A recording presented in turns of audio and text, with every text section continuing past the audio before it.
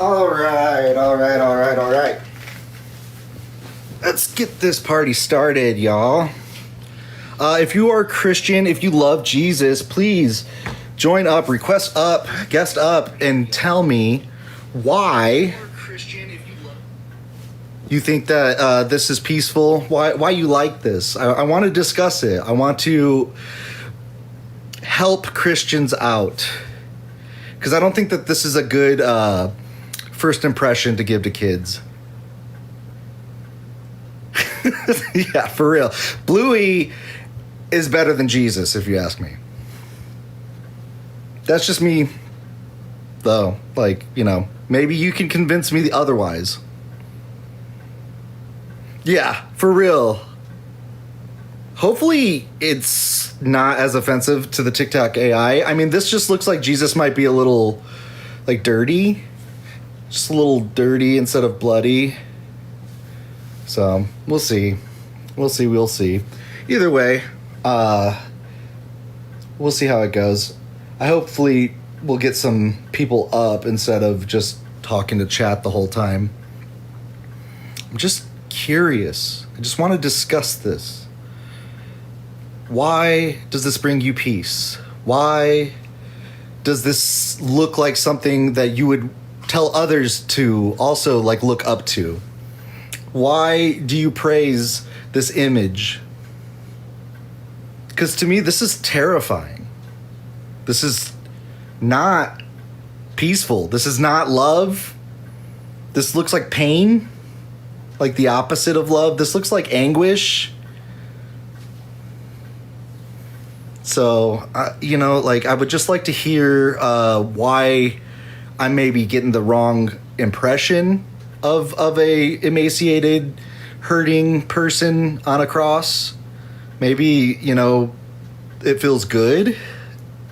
Is this supposed to, like, be some sort of good thing? I don't know. You tell me. But while we're at it, did you guys hear that P. Diddy didn't get as in trouble as we all thought he would? No, I'm just kidding. Let's not talk about that. I don't think Jesus would have been on Diddy's side, although Trump was. And if Jesus is on Trump's side, who knows? Who am I to kink shame? I'm not trying to kink shame. That's the thing, though, is maybe this isn't appropriate for kids, you know? Maybe we shouldn't have this in schools, or maybe we shouldn't have it up in houses. I remember, like, my parents, they had this, like, really, really, really creepy crucifix. It was very detailed. I think, like, it had actual wood, you know, like, as the crucifix was made out of wood, and then it had, like, a little ceramic Jesus, like, nailed to it. And I remember the amount of detail on it was, like, too much. It was too realistic. Oh, you guys had empty crosses? I don't know. We were Catholic. So ours had, you know, like, the most gory, and it was probably like a 25-pound frickin', like, piece of, like, wood and ceramic that was up, like, at the end of our hall. So, like, and it was also at the end of our hallway. So, like, when I was walking down the hallway, there was just this, like, really creepy looking crucifix with a dying man on it.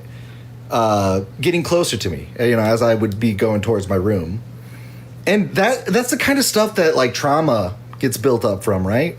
Like, why would you put that just out there for your kid to just become terrified of, if you want your kid to, you know, follow this figure and be, you know, in heaven with him? Like, this, I was like, no, I don't want to be anywhere near this thing. I don't want to comfort this. If anything, I would want to put it out of its misery, you know? That would be kind of the humane thing to do. I think, like, forever having him, like, suffering up on a cross is kind of, like, sick, you know? And, like, maybe, why don't we just, like, have a picture of Jesus, like, hugging a lamb or something. I don't know. I mean, there are pictures of Jesus hugging a lamb. Why can't we replace crosses with that? Put those on necklaces. It's a reminder of the promises of Christ. Well, 80, if you could, I would appreciate it if you could come up and maybe like get into the specifics of that, because that's the thing, is you're saying a reminder, but to a lot of people, they don't know the story. Like me, when I was a child, I didn't know the story. So when I saw this, I was like, WTF? Like, what is this? This is scary. And so I was immediately like, nah, I'm out. I'm not going to do this. And then I picked up a science book. And then, you know, the rest was history. So, I mean, you guys lost me with this thing. So explain to me, please. Somebody, please explain to me why this brings you peace. Why this should be celebrated. Why this is something to spread and to worship and to make known to everybody. I mean, obviously, it's everywhere. I'm like, it's in my eyesight probably like 80% of the time my eyes are open. You know, even like maybe not at my house. I don't have anything up. I do have a little tiny Mary that's on top of our clock that Seth got from somewhere. It's got like a little magnet on the bottom of it, so you could actually put it upside down if you wanted to. But Mary's cool. Mary's chill. Mary's not dying and like splayed up on a cross, right? So she's just hanging out. But Jesus is like literally hanging, you know? And that's scary, isn't it? Like, doesn't that just freak people out? I don't understand how this is something that people would want for others. So please explain it to me. 80, I know, I get that there is a sacrifice part of it. So is it like supposed to be like a conversation starter? Like, imagine you don't know the story of Jesus and you come across this and you're like, what the freak is that? What is going on with this? And all of a sudden, now you got to hear this whole story about this guy that existed 2,000 years ago that apparently, you know, did something for you, and now this is all my fault. And it's like, okay, you lost me, you know? Like, I'm out. And so Christians... Oh, 80, I would like you to come up and explain to me how you like explain this image to somebody who's never seen it before. Because if I saw it and I didn't know about Jesus or anything like that, I would look at this and be like, this is scary. You know, like why do we have an emaciated person like dying up on a cross? How am I being a little bigoted, wild man? I think that's really funny. Is it like racist somehow? Is it homophobic? Sexist?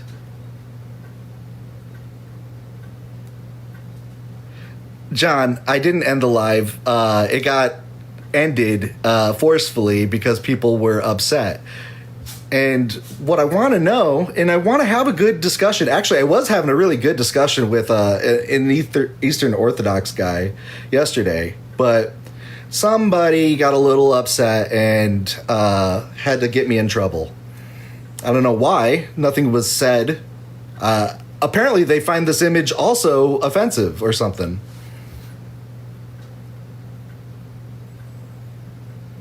Okay, yeah. Tell me what I did. It certainly wasn't just the fact that it like ended without my choice. Like, why would I be up again if that's the case? Oh, you have the recording. I have a recording too. It's on YouTube. I would say that's God. He humbled himself and came down to be the sacrificial lamb to bear. Okay. So you would say that to the person.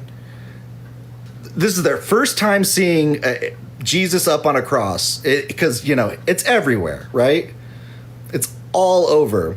Okay, you don't have to announce your departure, John. This is not an airport. But think of it now like 6-year-old me. I'm coming to church. I have no idea about Jesus or anything like that. You know, I'm young. I'm just forming long-term memory. I walk into a church and I see this gory image, this icon in like 20 foot by 20 foot, hung up on this large wall. John, I thought you were leaving. Why would I want to like follow a religion that has this like unbearable image up on its wall when I don't know anything about it? So like, what would you tell me to make me not feel afraid? Because I felt afraid and I was like, nah, I'm out of here. Yay.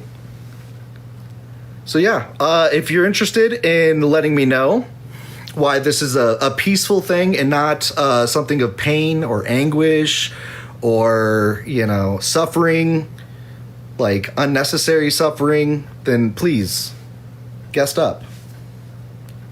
Hold on. Flash goal. I don't know what flash goal means. Sure. They just like tell you what it is. That's far worse.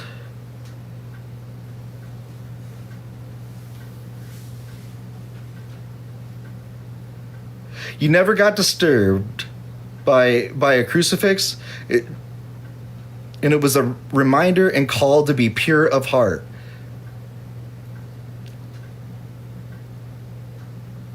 You lack trust in his words. And his words? Well, I hear a lot in the chat here. I would like somebody to come up and maybe have this discussion with me, you know, mano y mano.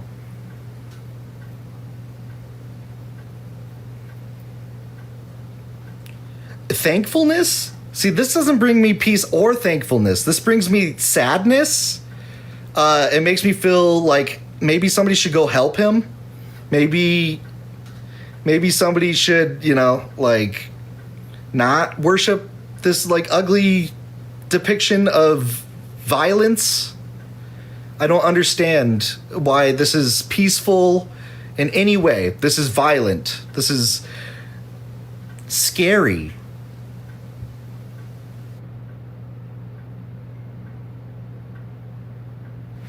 Oh, here we go.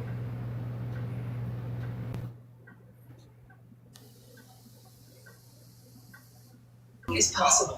Hello. Hi. Hi, Kai. Can I just get your age real quick? No. Okay. Fuck off. What?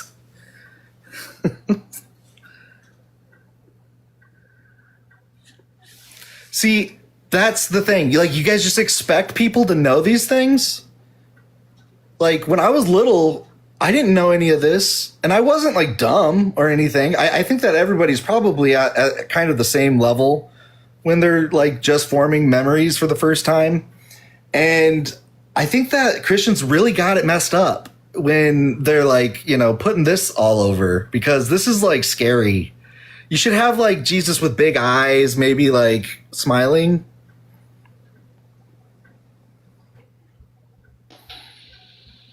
Darian, hello. Hey, what's going on? How you doing, man? I'm doing all right. Can I get your age just real quick for TikTok? Yeah, I'm 30. I'm 32. All right. So, does this image bring peace to you? Yes and no. Okay, explain. Yes, because of what was accomplished by the act, but no, from a human perspective, because I mean, crucifixion was probably one of the top 3 ways to die in history. So that's why I would say yes and no. Okay. So, But did you hear what I was saying earlier? Like, when I was little and I was going into a church, this is like one of the first things that caught my eye. Of course, right? Because like, it's usually like the biggest thing in the church is the crucifix, Right. or what have you. Right. And when I saw it, I thought that is terrifying. And Right. from there on, I was like, nah, I'm out. Like, I'm checked out because this is already really creepy. Like, vibes are bad already. So, like, what would you suggest to somebody that's feeling this way? Well, so there's actually a kind of a similar like Bible passage that talks about this. And the Apostle Paul, he wrote, I don't know how much of the Bible you know, but Quite a bit. yeah. So he wrote majority of the New Testament letters. Right. He talks about in First Corinthians how the crucifixion of Jesus, how we proclaim that to be salvific. It's a stumbling block to Jewish people, or to the Jewish people of his time, and it was an offense. Well, I'm sorry, it was an offense to like the Greek people, so non-speaking Jews, but it was an offensive to Jewish people. In this way, is that in the Torah, the Jews believe that if you were hung on a tree, then you were cursed. Whereas the Greeks, what they believed was that how could a God, as a Christian, say, bring salvation through one of the most terrifying ways to die, right? So I guess in your, kind of following back to what you were saying, salvation is it's a messy thing, and I say that to say that the price for sin is deadly. It's deadly, According to the Bible. right? Well, I wouldn't even say according to the Bible. I just say let's put the Bible aside. Let's look at society. Well, I Right. don't think sin exists without the Bible. Okay, well, I'll give you a non-biblical example, right? Sure. So you and I were both children at one point in time. Do you ever remember anyone teaching you how to be selfish? Teaching me how to be selfish? Yeah. Like who taught you how to be selfish? I think that like self-preservation is kind of inherently evolved into us. Like it's emergent of evolution. It's just part of survival. Could I make a distinction between self-preservation and selfishness? Yeah, sure.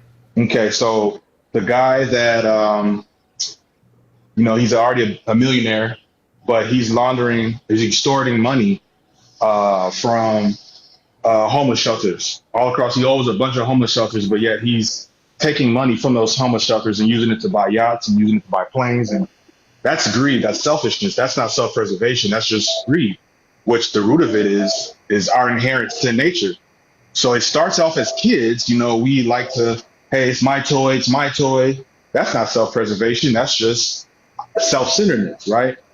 So putting the Bible aside, I think that if you're just looking at nature and just the world that we live in, we see that some things aren't right. And obviously, the Bible says that the wages of sin, these actions of sin, they have consequences, right? Death. So I say all to say the price is weighty. But, So I see what you're saying. So like the Bible is kind of taking these kind of inherent like things that we've noticed in human nature, human social interaction, and it's kind of giving it a structure. I would say so. And it's saying like, okay, well, to deal with things like, yeah, it's good to feed yourself, but if you're withholding food from another person, then you are now hurting that person. So that they kind of take that idea and then go further with it. Is that what you're saying? Yeah. So, for example, right.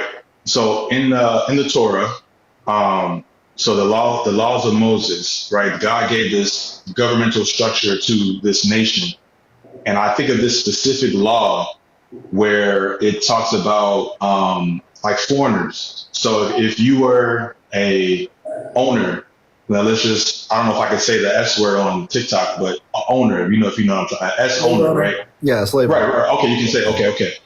And this is not the slavery. This is not indentured slavery like what we experience here in the West. This is more like servitude, similar to a job. I disagree. Okay, we can agree, disagree for the sake of conversation. I like to hear your point of that, though. Leviticus 25:44 through 46 actually makes a distinction between the indentured servants or the Hebrews and the servants that you can get or the slaves that you can get from the nations around you, of which you can treat as property and you can pass on to your children. That's chattel slavery. You're no longer they no longer have human rights. They are now property. They are not considered a human. They don't have any kind of autonomy.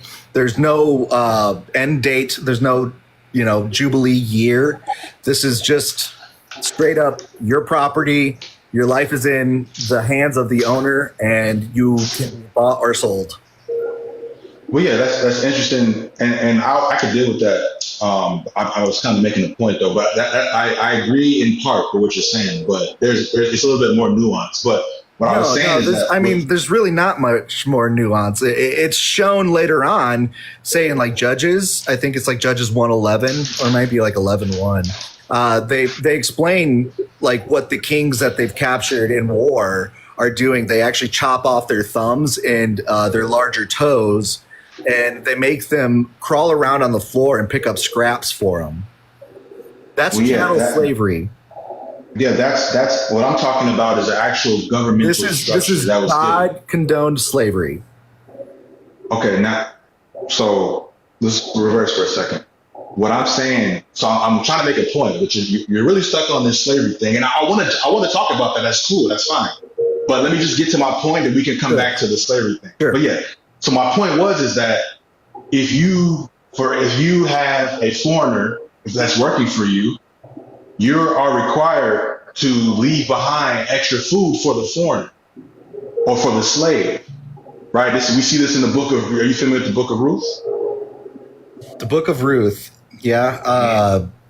I'm sure there are you can't let them starve, right? If they're your slaves, what kind of work are they going to do for you if they're starving and they're barely alive? Well, my point is that you just compared the slavery that you're referencing to the slavery that we experience here in the West, where there was no mercy, no mention of provision, but yet God gives provision to the foreigners and to the slaves because he cares about them. But my whole point in bringing this up is that God has to put a law to revert people from being excessive and being sinners and doing people wrong. He puts a law and says, you know what, don't take so much, leave some grain or leave some of your excess for the foreigner because he cares about it. But that was my whole point. In Leviticus 25, he says, of the nations around you, you may take your female slaves, of which you can consider property, and then you can pass them down to your children. Let me pull it up. Hold on 1 second. And then in 46, it actually says, but do not treat the Hebrew slave or servant as harshly. What verse? What verse is it? Leviticus chapter 25, verses 44 through 46. Okay, I'm going to read it here real quick. I'm going to start at 35 just to get the context. Sure, yeah. All right. That's even Yep. Now, if a brother of yours becomes poor and his means with regard to you falter, then you are to sustain him like a sojourner or a foreigner or a foreign resident that he may live with you. Do not take usury interest from him, but fear your God that your brother may live with you. Now, do you know what he's referring to when he says brother? He's talking about a fellow Israelite. Yeah. Yeah. The other Hebrews. Yeah. Okay. Verse 37, you shall not give him your silver at interest nor your food for gain. I am Yahweh your God who brought you out of the land of Egypt to give you the land of Canaan to be your God. If a brother of yours becomes so poor that with regard to you, that he sells himself to you, you shall not subject him to slave service. He shall be with you as a hired man, as if he were a foreign resident. He shall serve with you until the year of Jubilee. Right. He shall not go out from you. Yeah, go ahead. We're still referring to, we're still in the same, paragraph of kin where we're still talking about the Hebrews, right? Yep. Keep going.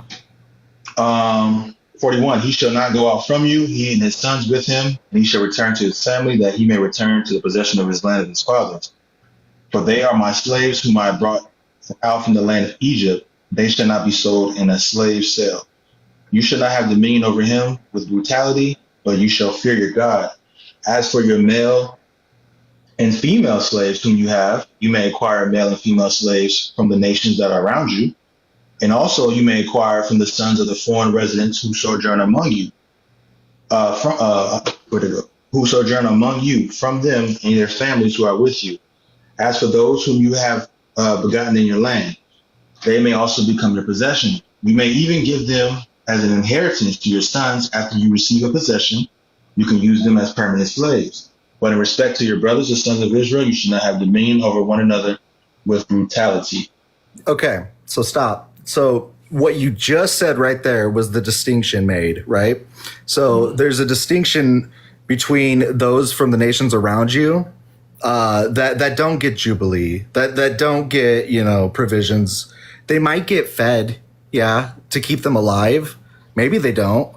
But I mean, if I were to be this soulless or, heartless slave owner, I guess, yeah, you want to keep your workers fed so they can work, right? But other than that, no, they're just property and they don't have human rights. They're considered possessions for eternity, it says forever.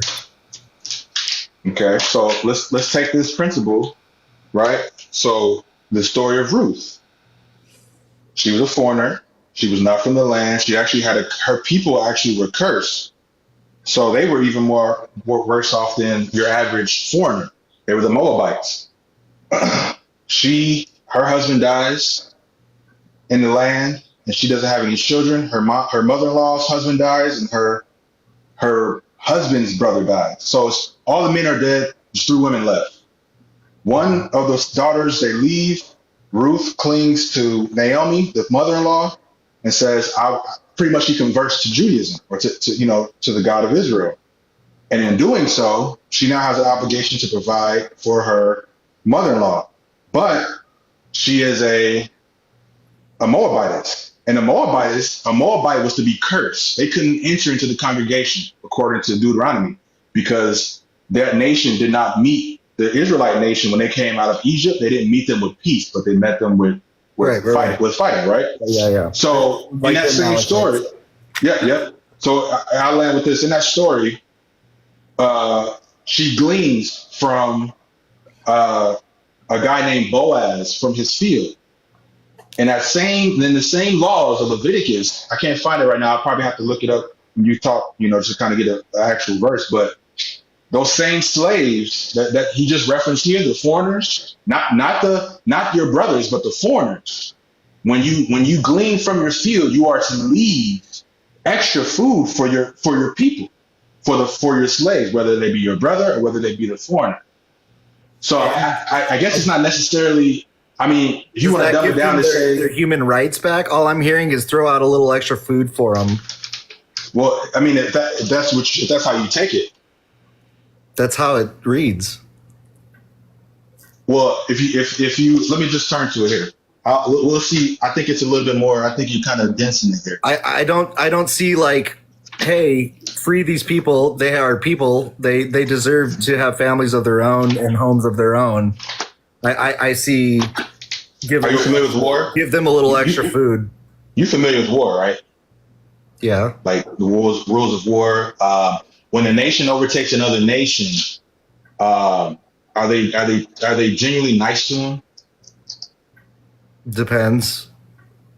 Most times, you just read a passage where one nation overtook another nation. No. I'll take a firm stance and I'll say no. Right. So even the fact that God says, because these foreigners that he's talking about, they came from Egypt because they just came out of the Exodus. So because the Israelites were redeemed out of Egypt, all the plagues and all that good stuff. So the people, the foreigners or the Egyptians that saw that God was on the Israelite side, they said, hey, we're going to go with you. So they left with them. So they were redeemed just like the Israelites were redeemed from slavery. So it'd be like this. Here's an example. We live in America, God forbid, Iran comes, right? And if Iran comes over here and, starts wreaking havoc on our country and God's on their side for whatever reason, and we see that the Iranians, that God's with them and they're leaving, I'm going to leave with the people that has God on their side. You see what I'm saying? So essentially, So what? He went. I don't know where he went. I didn't kick him. I don't know if he ran or if he got in trouble. That was gross. It sounded to me like he would just go with whoever had God on their side. How do you determine who has God on their side if they both think that God is on their side? That's my question. Is it the one that's currently winning? Or is it perhaps that God's not real? I don't go live very often, Algo. I would like to. I think that these are interesting things. The reason why I have this background, for those who aren't sure, and maybe we did get a little off topic there, when I was a little kid, this is really what kind of did it for me. Not only did I see this really traumatizing cartoon of a tree getting chopped down and then turned into a crucifix, and then apparently this tree is also, able to see and talk. And he wakes up and Jesus is like nailed to him. Like, that was terrifying as a kid to watch. But before then, even, I would walk into a church and I would see this image of Jesus, as you see him right here, kind of emaciated, hurting, in pain, anguish. And I thought, that's scary. I don't want to be at a place like, I didn't have any idea of what like good and bad or like the devil or anything was. But when I saw this, it like made my, like internal protection like go off. And I did not want to be around it anymore because it looked to me like devil worship, right? Like it looked to me like they're worshiping this person being tortured, and like that's a good thing somehow. So I want to know if anybody has a better explanation for this, to let me know. Like, why does this bring you peace? Because it never did. It never brought me peace before. I know the story now of Jesus. It still doesn't bring me any kind of peace. I think like a picture or like Jesus like playing or something with like other people and being happy, that might bring you peace. Maybe like Jesus like hugging other people and like animals and stuff, that could bring you peace. But no, we get a bloody shish kebab of a person. Is he alive? Is he not alive? I don't know. It's creepy. Yeah, it's creepy and it's being worshipped. Like, doesn't that come off as kind of sketch? Like, that's how I always looked at this. Like, I looked around at the people in the church with me. Like my parents, I kind of understood they were going because everybody else was going. And I was just like looking around at people and they're crying and they're praising it and they're worshiping it. Oh, we got somebody. Hello. Hi, you. Can I get your age real quick? Yeah, I'm 27. All right, cool. Does this bring you peace? No, not even a little bit. I was just going to answer. I don't know if you were taking I'm taking anybody who wants to talk about it. Sure. I always, well, not always, because obviously when I was younger, I didn't really think about it a ton. But I'm sure it's like the guilt thing, right? They need you to constantly be remembering that, like that's like the whole. No offense to anybody, that's like, in my opinion, it's the Christian grift. Like, they need you to be feeling bad. They need you to be like, they tell you that this life is terrible, dirty rags before you get to heaven. You're a sinner. You're without God's grace. You're evil and all that. And that's just part of it, seeing that, like, see, this is what Jesus had to do in order for you to get to heaven. See what he did. Look how bad you are. Look at all he had to go through. So it's just guilt tripping, I think. I mean, yeah, right? Like, so they're trying to just shove this in our face. Like, it's supposed to horrify you then, is what it seems to be. Like, this should actually terrify you because you don't want this to happen to you. But instead, this guy went ahead and did it. So now you should feel bad because he did this because just so you didn't have to, is the way that I always took it. I mean, if somebody wants to tell me differently, Yeah, Come and it's like a this is what you deserve vibe. Like you should have. This should be you, but instead it was good old hey, Jesus. I'd like to help explain. It's no. Can I get your your age real quick? Yeah, I Go mean- ahead. You're good. Okay, cool. So yeah, I think a lot of people take it this way, and partly is because I think a lot of churches might even display it that way, just because they believe in the acts side of it a lot more, and they think that you have to be at this like moral high ground, I guess, to be within God's grace. But most Christians don't really use him as like a guilt trip. In fact, guilt is seen as the devil's way of making you like view yourself as evil for sinning. And part of like what Jesus is saying is that you aren't supposed to feel guilty for it because you were born into it. Like it's not your fault because it's within the world already. And the reason that you are free of it is because he died on that way.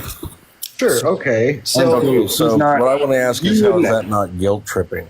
right. What Yeah. was If the John bill's 3:16 paid, and all. yeah. If the bill's paid, why do I have to keep hearing about it? Well, because it's just good news, man. It's not like we're not trying to guilt you into doing anything. We're just saying, hey, he did this for us. It's pretty cool. Like we should probably like, you know what I'm saying? We should probably worship and We should actually That's just. very much a guilt trip. Yeah. It seems why to is me that, like. why is that not a guilt trip? I Why, mean, why wouldn't they say to move on? You know, like why not move on from it? Like, okay, yeah, this guy did this thing for you, and you know, cool. But it seems to me like it's like perpetually stuck in that moment. You know, where like this moment, this exact moment. I can see, yeah, I can see why it would look that way. But if you, it's not necessarily like you have to be good all the time. It's not like that. It's more so like let's say somebody saved you from a burning building, right? After they save you from said burning building, you would want to say thank you to that person and probably, I don't know, have dinner for the person. You know what I'm saying? Like give thanks to that person, right? For saving your life. I would definitely do It's that. not necessarily like you have to. So if you want to use that example, that would be like them coming over to your house with like pictures of their MRI, pictures of like their burned body, like constantly like taking their shirt off in front of you and constantly reminding you like, hey, remember what I did for you? Remember this? Remember this? Look at all these scars. What I did. Here's my take on it. I wouldn't use that for your analogy. Here's why. Yeah, it sounds nice that they saved you from a burning building, but the person that we're talking about is also the one that set the building on fire in the first place. God didn't establish hell for us. God created hell. He didn't create hell for us. No, God created hell. he created hell not for humans, though. You understand that part. God created the rules for this big game that we're all a part of, this LARP. And Christian God created everything. yeah, Sure. Listen, hell originally was not for humans. It was for the devil and the demons that he cast out of heaven, right? The only reason that any humans are in hell at this point is because sin was infected into the world because of Adam and Eve and the apple. well, That's the only reason. It wasn't originally invented for humans. Huh? The way I always took it I is don't believe in that any of that. people aren't sent to hell until the judgment day. According to now this is just a Christian take on it. Now I understand the Jewish take, and I understand different Jewish takes, and I understand different Christian takes. This is just the general Christian take on it. So like, you know, in Matthew, Jesus says like, I, you know, will separate the goats from the sheep. I will separate the wheat from the chaff. You know, basically he will decide on who is righteous and who is not. And then those that are not righteous will meet, you know, hellfire, the lake of fire, gnashing and wailing, and gnashing of teeth. That seems to me like nobody's in hell until this guy decides. Well, So first off, it's not necessarily like he's going to send you there if you're doing bad things, right? It's not about that at all. It's literally just like he's paying our penalty, right? So when he pays that penalty for us, like we how do I explain this to you, man? It's hard to. So maybe we were all destined for hell, and then Jesus was like, "No, I'll give myself up this time." Thing is we already were sinners when we were born into the earth, so it's like the reason he was even on that cross in the first place was just to give us the choice to choose him or hell. Like we can. It's like he's throwing us a life raft while we're drowning, and we can choose whether to hop in the life raft or not. Yeah, see, there's a lot of guilt here. Like, I didn't ask Jesus guilt for me. Well, aren't you glad he is? I mean, why would you not want him to? You have to understand. Well, I mean, first off, I think Jesus is not a real Messiah. I think Jesus was a lie. I mean, that's okay. I mean, there's Plato is have you ever heard of the Plato argument where Plato has 8 manuscripts and Jesus has 13,000? None of that matters. The point I'm making, Plato 100%. What the point I'm making is that according to Jewish like prophecy for the Messiah, that a king would have to have sit like on the throne of David. The Messiah would be a king that would sit on the throne of David. Jesus is not that. Jesus is a descendant of Jeconiah who was cursed not to ever be a king on the throne of David. I have a quick question regarding your argument ad populum. So statistics show that Islam is on the rise. So when more people believe in Muhammad and his miracles, you'll convert, because clearly the number of people that believe a thing makes it true, right? What are you talking about, the number? You said there's all these people who say that the manuscripts for Jesus, but what if there's even more people that say Muhammad was real? You'll convert to Islam, right? Do you know what manuscripts means? I do, yes. So if they're like 1,000-year-old manuscripts and there's 13,000, listen, if they're manuscripts mean they're old texts. These are not So what if we find a bunch of Islamic manuscripts dated to that time, and there's even more than there are for Jesus? Before. Do you know when the earliest manuscript was found? For or like what it dates back to? Christianity, it's like almost 5,000 years ago or 6,000 years ago or something. For Christianity, for the New Testament, it's the 4th century too. The Old Testament is part of Christianity. The Codex Sinaiticus is 4th century CE.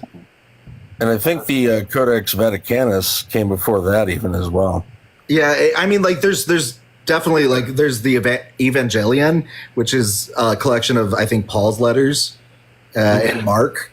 That was, maybe 2nd century, but nothing really beyond.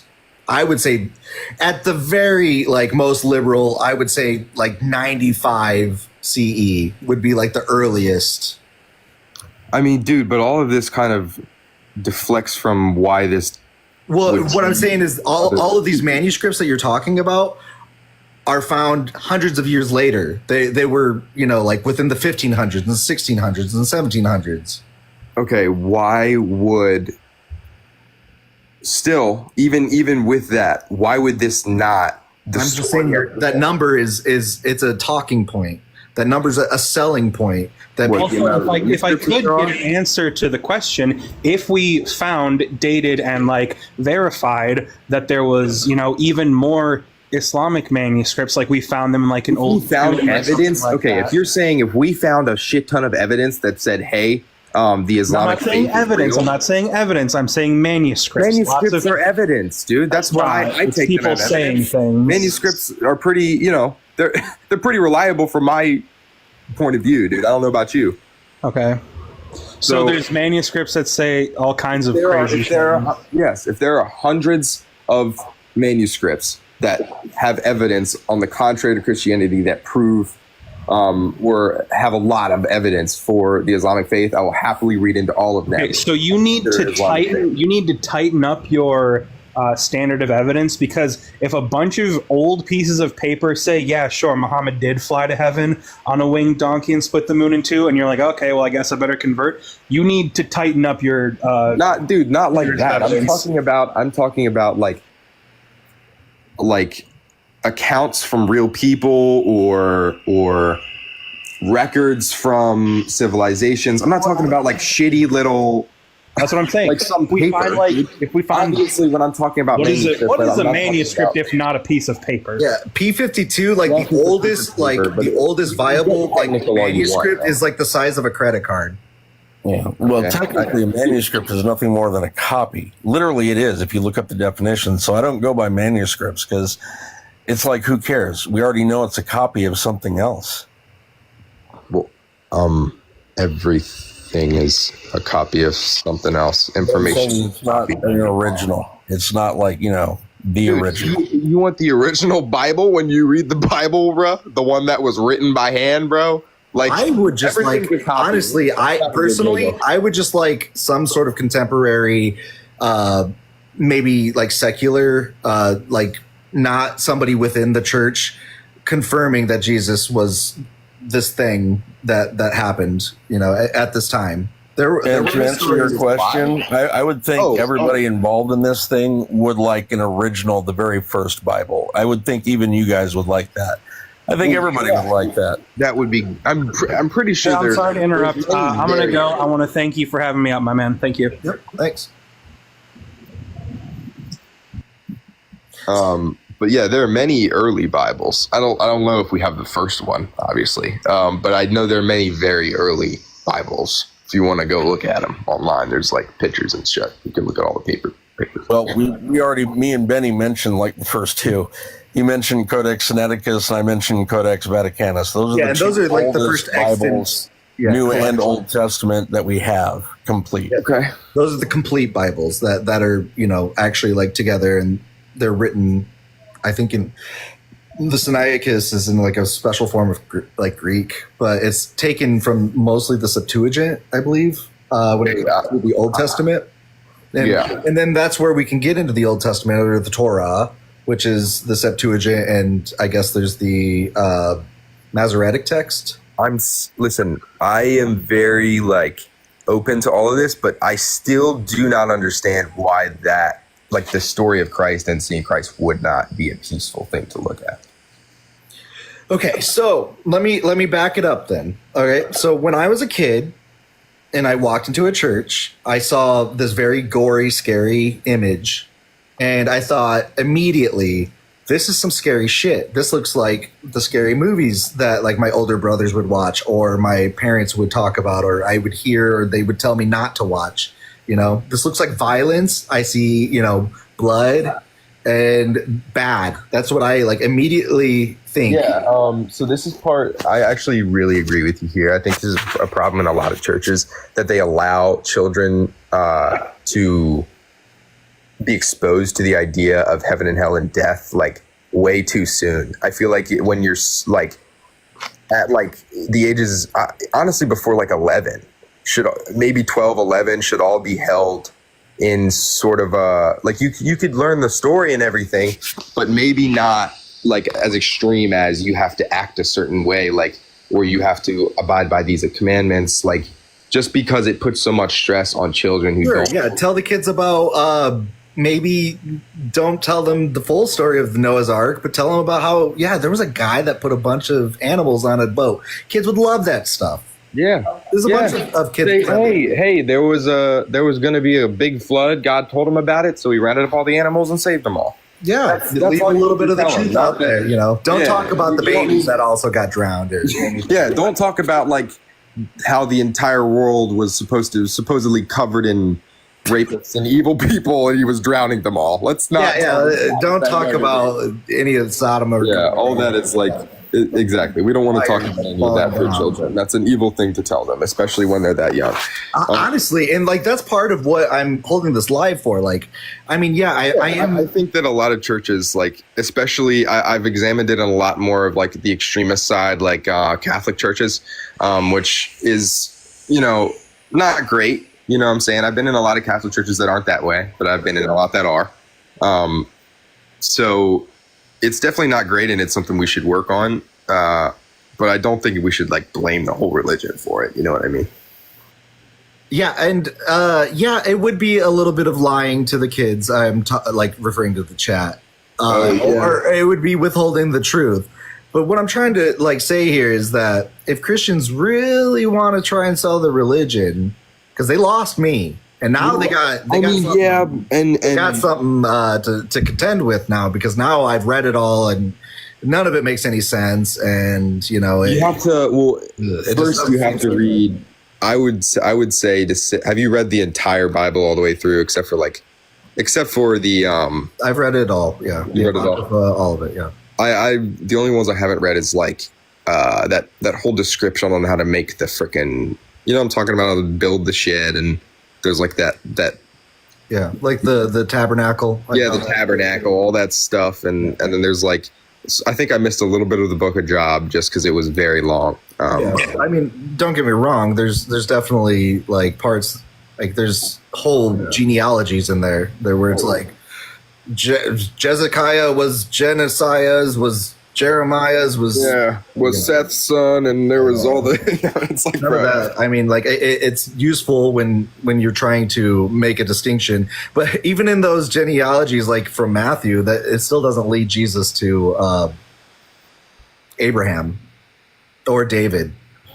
Well, before we get too far afield here, I'm getting a little off. So we're not doing a lot of side quests.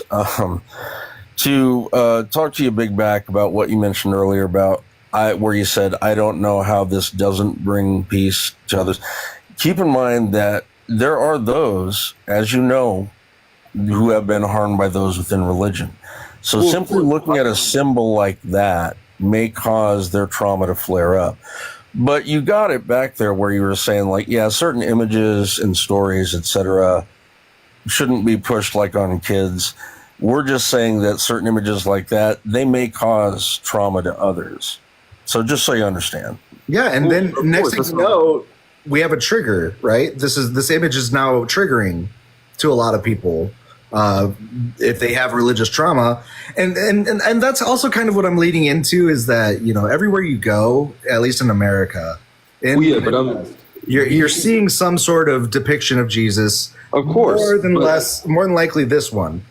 Yeah, and I think that, yes, the trauma is valid from those people, but the putting of that trauma on Jesus is not, because it's not Jesus that did that to the kids. It's the people that were supposedly representing Christ. Yeah, this is a critique of the Bible. Jesus says in the Bible that anyone who hurts his children are evil and should be punished. So I think that they're not even abiding by their own religion if they're doing this. Yeah, I would agree. Like, let's not, let's leave Jesus back in 2,000 years ago. Bruh, I don't know about that. I like him now, but I do not like the fact that I don't understand. If the bill's paid, then why do you have to keep being reminded that this person paid your bill for you? It's kind of like annoying, in fact. Well, because Benny, is Joel still out there in the comments?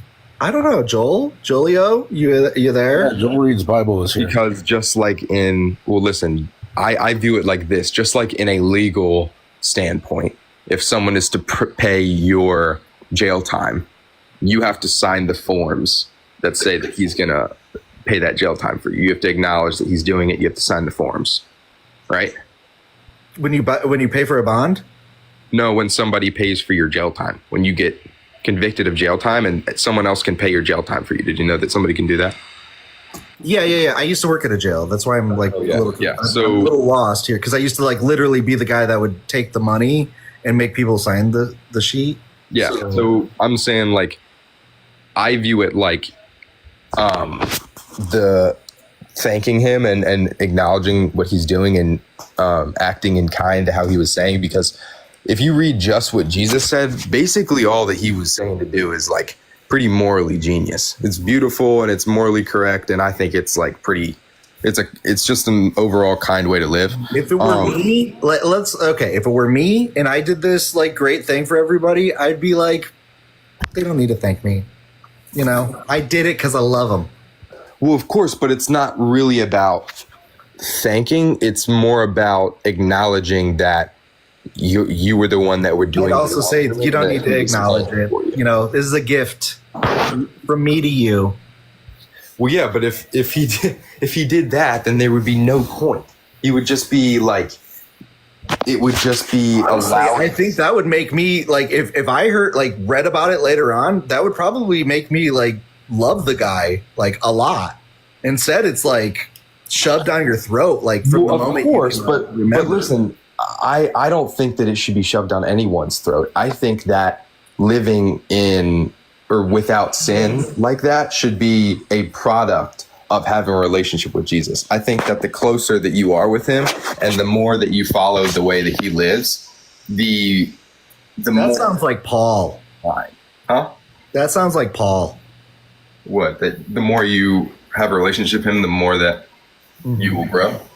Yeah, Jesus to me sounds like somebody that would be like, I don't care. Like, yeah, like acknowledge me or whatever, but the whole like worship me. Well, he did say that the only way to the Father is through him. So he does say that you have to worship him. He's speaking to the people. I mean, really, honestly, the guy was talking about the upcoming, like Roman invasion that was going on. And he's saying that I will lead you through this hard time that's coming up like very soon. And I can lead you and like save you all from this Roman destruction. And I will be able to lead you through this hard time. And he also says I'm the Father of one, though, dude. But like he very obviously claims to be God, and then is like, "Oh, by the way, you can't get to the Father God without worshiping me." Right after, like, I mean, he also says for people to like split from their families and to not, like Paul says, to not get married because they're all very convinced that the end of the world is like within the next couple of decades. Well, no, I actually think that the reason I do think that he was convinced the world was coming soon, or the end of the world was coming soon. But I think that one of the main reasons he was telling people. That's why he said, not many of you will taste death before I come back. Yeah. In my, like glory and make the judgment. Yeah. Sounds like a little bit of a crazy guy, if you ask me. Who, Paul? No, Jesus. Oh, Jesus. No, he definitely had some. I'm able to separate like these contradictory Jesuses that are in the New Testament from, the archetype of what Jesus represents to people. Well, I think he represents just love, to be honest with you. He was just like loving everybody and being kind to everybody. And when I read when he called the Syrophoenician woman a dog, was that love? I haven't read that part yet. The woman who says she came up to Jesus and she said, "My daughter is with a demon. My daughter is ill and needs your help." And I think it's in John, she's considered Syrophoenician, and then or in Mark or something like that. And then in another synoptic gospel, she's just considered a Canaanite woman. Either way, the story goes is that Jesus is like, I came here only for the lost sheep of Israel. You are a Gentile. Why would I give you the food when, you are nothing but a dog? And she actually gets down on her hands and knees and she says, but the dogs also eat the crumbs that hit the floor. And then he says, woman, you are great of faith. And then he does heal her daughter. So he okay. So he says that you are filthy. Why do you think you have the right to come to me? And she says, because I have faith in you, and that's all I need. And he says, oh, then you're great in faith. And he heals him. No, at first he's saying you are nothing but a dog to me, and then she gets down and begs. So basically, he's saying yeah, I could have helped you, but first beg for it. I doubt that's what he meant. I can go. I'll read it. Here, let me get my Bible out. Let me check. What verse is this? Oh, it's like Matthew. What's it? 15:26 or something like that. I can't remember. I don't have anything. Hey, Benny, it's been great to hang out with you. I'm going to have to get going soon, though. Thanks for having me up. You have a great day. Be well. Matthew. Let me find Matthew here. Here we are. Matthew, what now? 15, 21 through 28. I was close. 26 is what I said. Nice. 15, 20. Yeah, I haven't seen that Veggie Tale either, Queasy. I would like to see that Veggie Tale. Honestly, like, I have a thought of it's not Veggie Tales, it's called Fruity Stories. And it's just like all the depictions of like the weird stuff that's in the Bible. And they're like fruit instead of vegetables.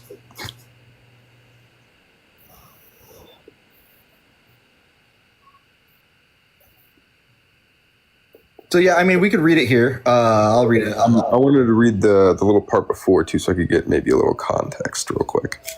I mean, so the Bible is like put in sections. So like, there's not really, I don't think, much of a context other than John the Baptist was beheaded. Jesus feeds 5,000. Jesus walks on water. And then Matthew 15 happens, and that which defiles, it's him like talking to the Pharisees. And then it's the faith of the Canaanite woman. That's what this part is called. And that starts with verse 21.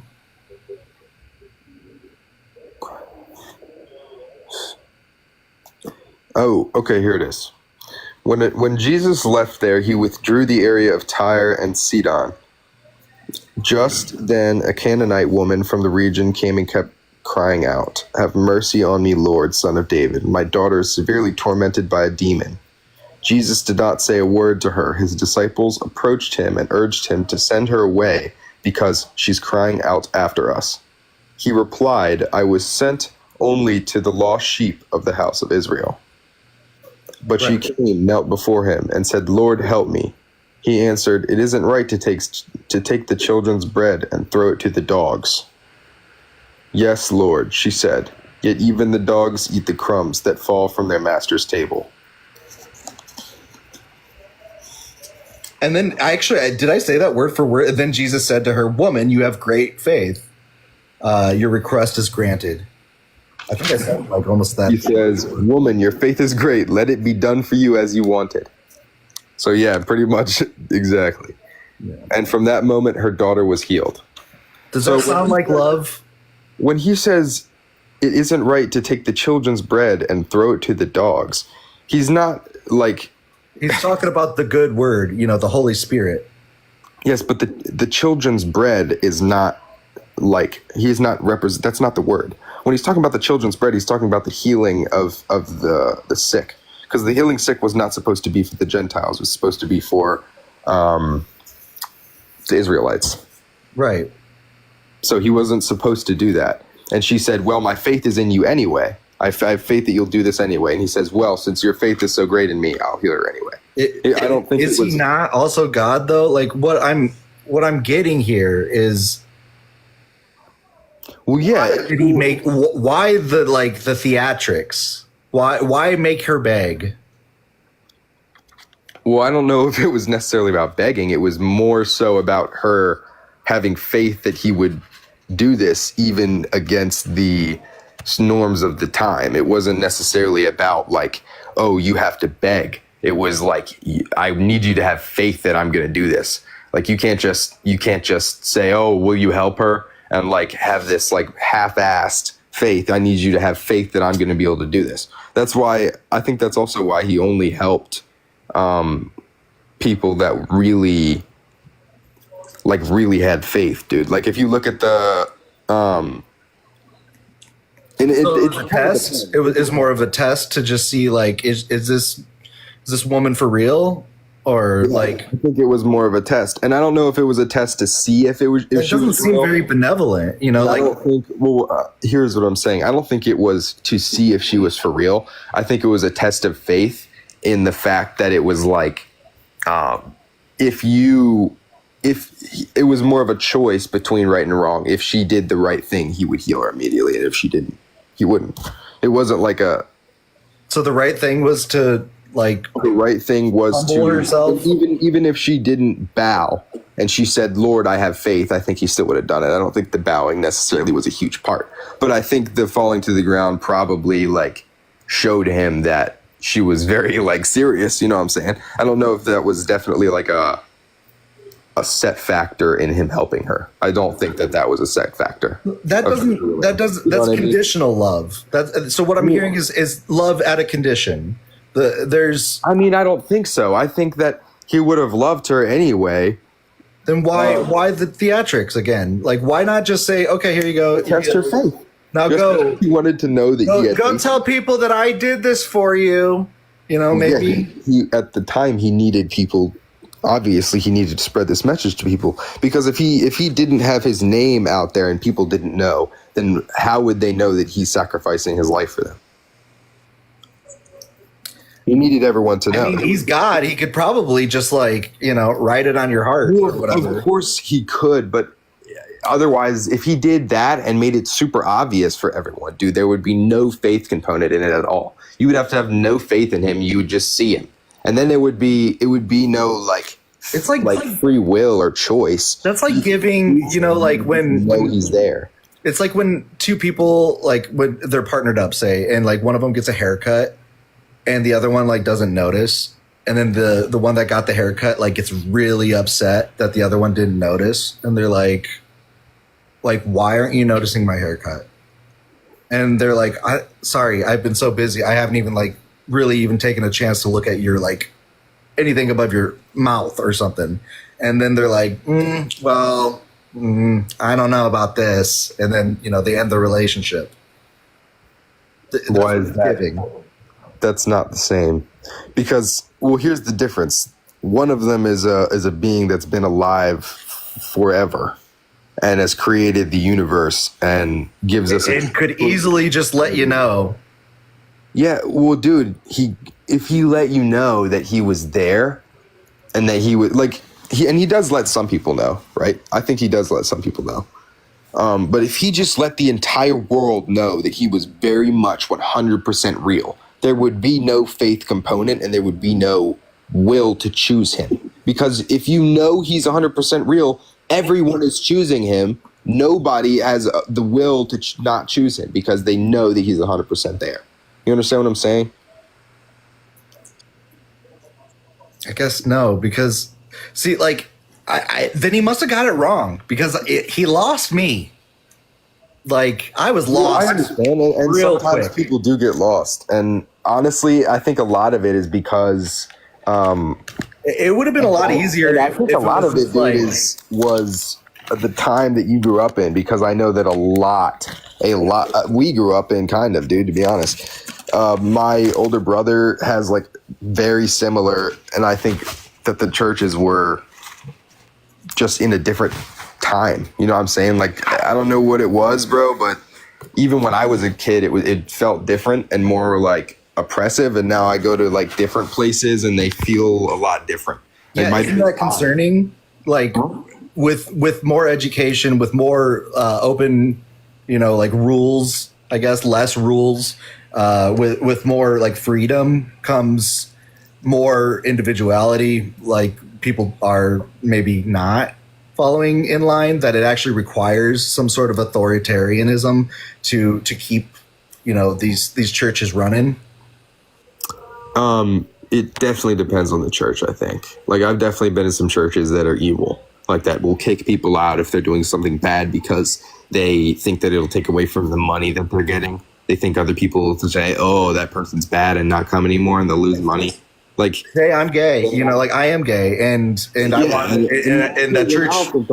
They won't let me be a preacher or an altar boy or something because I'm openly gay. I don't think, and I don't think that's right, man. To be honest, I think that's awful. It happens. It does happen, and I'm sorry that someone has misrepresented Christianity. It's all right, because I knew really early on that this shit was toxic. Well, it's not necessarily. I don't really even think it's Christianity that's toxic. I think it's just a lot of people use Christianity to cover their either homophobia or hatred of other people. And I think it's really sad, and it puts a really bad name for those of us Christians who just want to use it to love other people. Okay, You know what I mean? so here's my request for you then, as a Christian. Save Christianity in the eyes of the unbeliever. Dude, I'm trying, man. I'm doing my utmost best. I try to hold every other Christian I know to a higher standard than what they're at. Because at this point, it's like, dude, it's getting rough. I mean, I got a Christian friend who like scared the shit out of my other buddy because he was a closeted gay. And he like, hey, I heard you were gay. And he like scared the shit out of him because he, you know what I'm saying? Because he thought he was going to spread like it. what kind of And I was like, dude, what are you doing? I was like, you need to be the one that's there, like, to comfort him when he's going through something like this. When he's like scared to tell these people about his emotions and stuff like that, you need to be the one that's like, hey man, it's okay to feel like this. That's like your job as a Christian. I feel like I would it's like you're loving everybody and trying to help them understand that they still have a place in heaven and it's fine. I don't think that you would see all these atheists, talking mess on your Messiah. Of course, I don't think so, and I think everyone should be way more open to the idea of loving instead of spreading the fact that we all have to follow a rule to be loved. All right, man. Well, I appreciate you coming up. I really do respect your take on all of this. Thank you. I respect yours as well. Thank you. Lenny, can I get your age, please? 63. 63. Why did you burp so loudly? That was... Sorry. Excuse me. I forgot that people might have been listening at the time. Okay, so what's your take on this? Does this bring you peace? Well, the Bible says that after they beat him, he was so badly beaten you couldn't even tell who he was. So you need like way more blood and way more flesh ripped. I mean, that's not even how he was beaten way worse than that. You think that's funny? Way worse. And the Bible says you couldn't even tell who he was. He was beaten so bad. Yeah, I can still. I could. If that was my brother. If that was my. There's some theories out there that wasn't Jesus that was beaten so badly that they made a swap. That it was Judas. Did you ever hear that? I heard the Muslims believe that he got. It was someone else died in his place or something. Maybe. Good morning. I mean, if they can't recognize good afternoon and good night. Hi, Tim. Hold on. Well, they witnessed it. The people watched him get whipped. They watched him carry his cross. They watched him get nailed to the cross, and they laughed at him and mocked at him. Kind of like you're laughing right now. You think it's a joke. I see your smirk. Benny, I just want to say real quick, bro. What's your age? He loves you. God loves you, and he hopes you repent. What's your age? Repent of what? My age is 19. Are you okay? What do I need to repent of? Not Lenny. Not Lenny. Lenny, calm down think with the both of y'all should persecution repent every complex, day. dude. He's talking to me.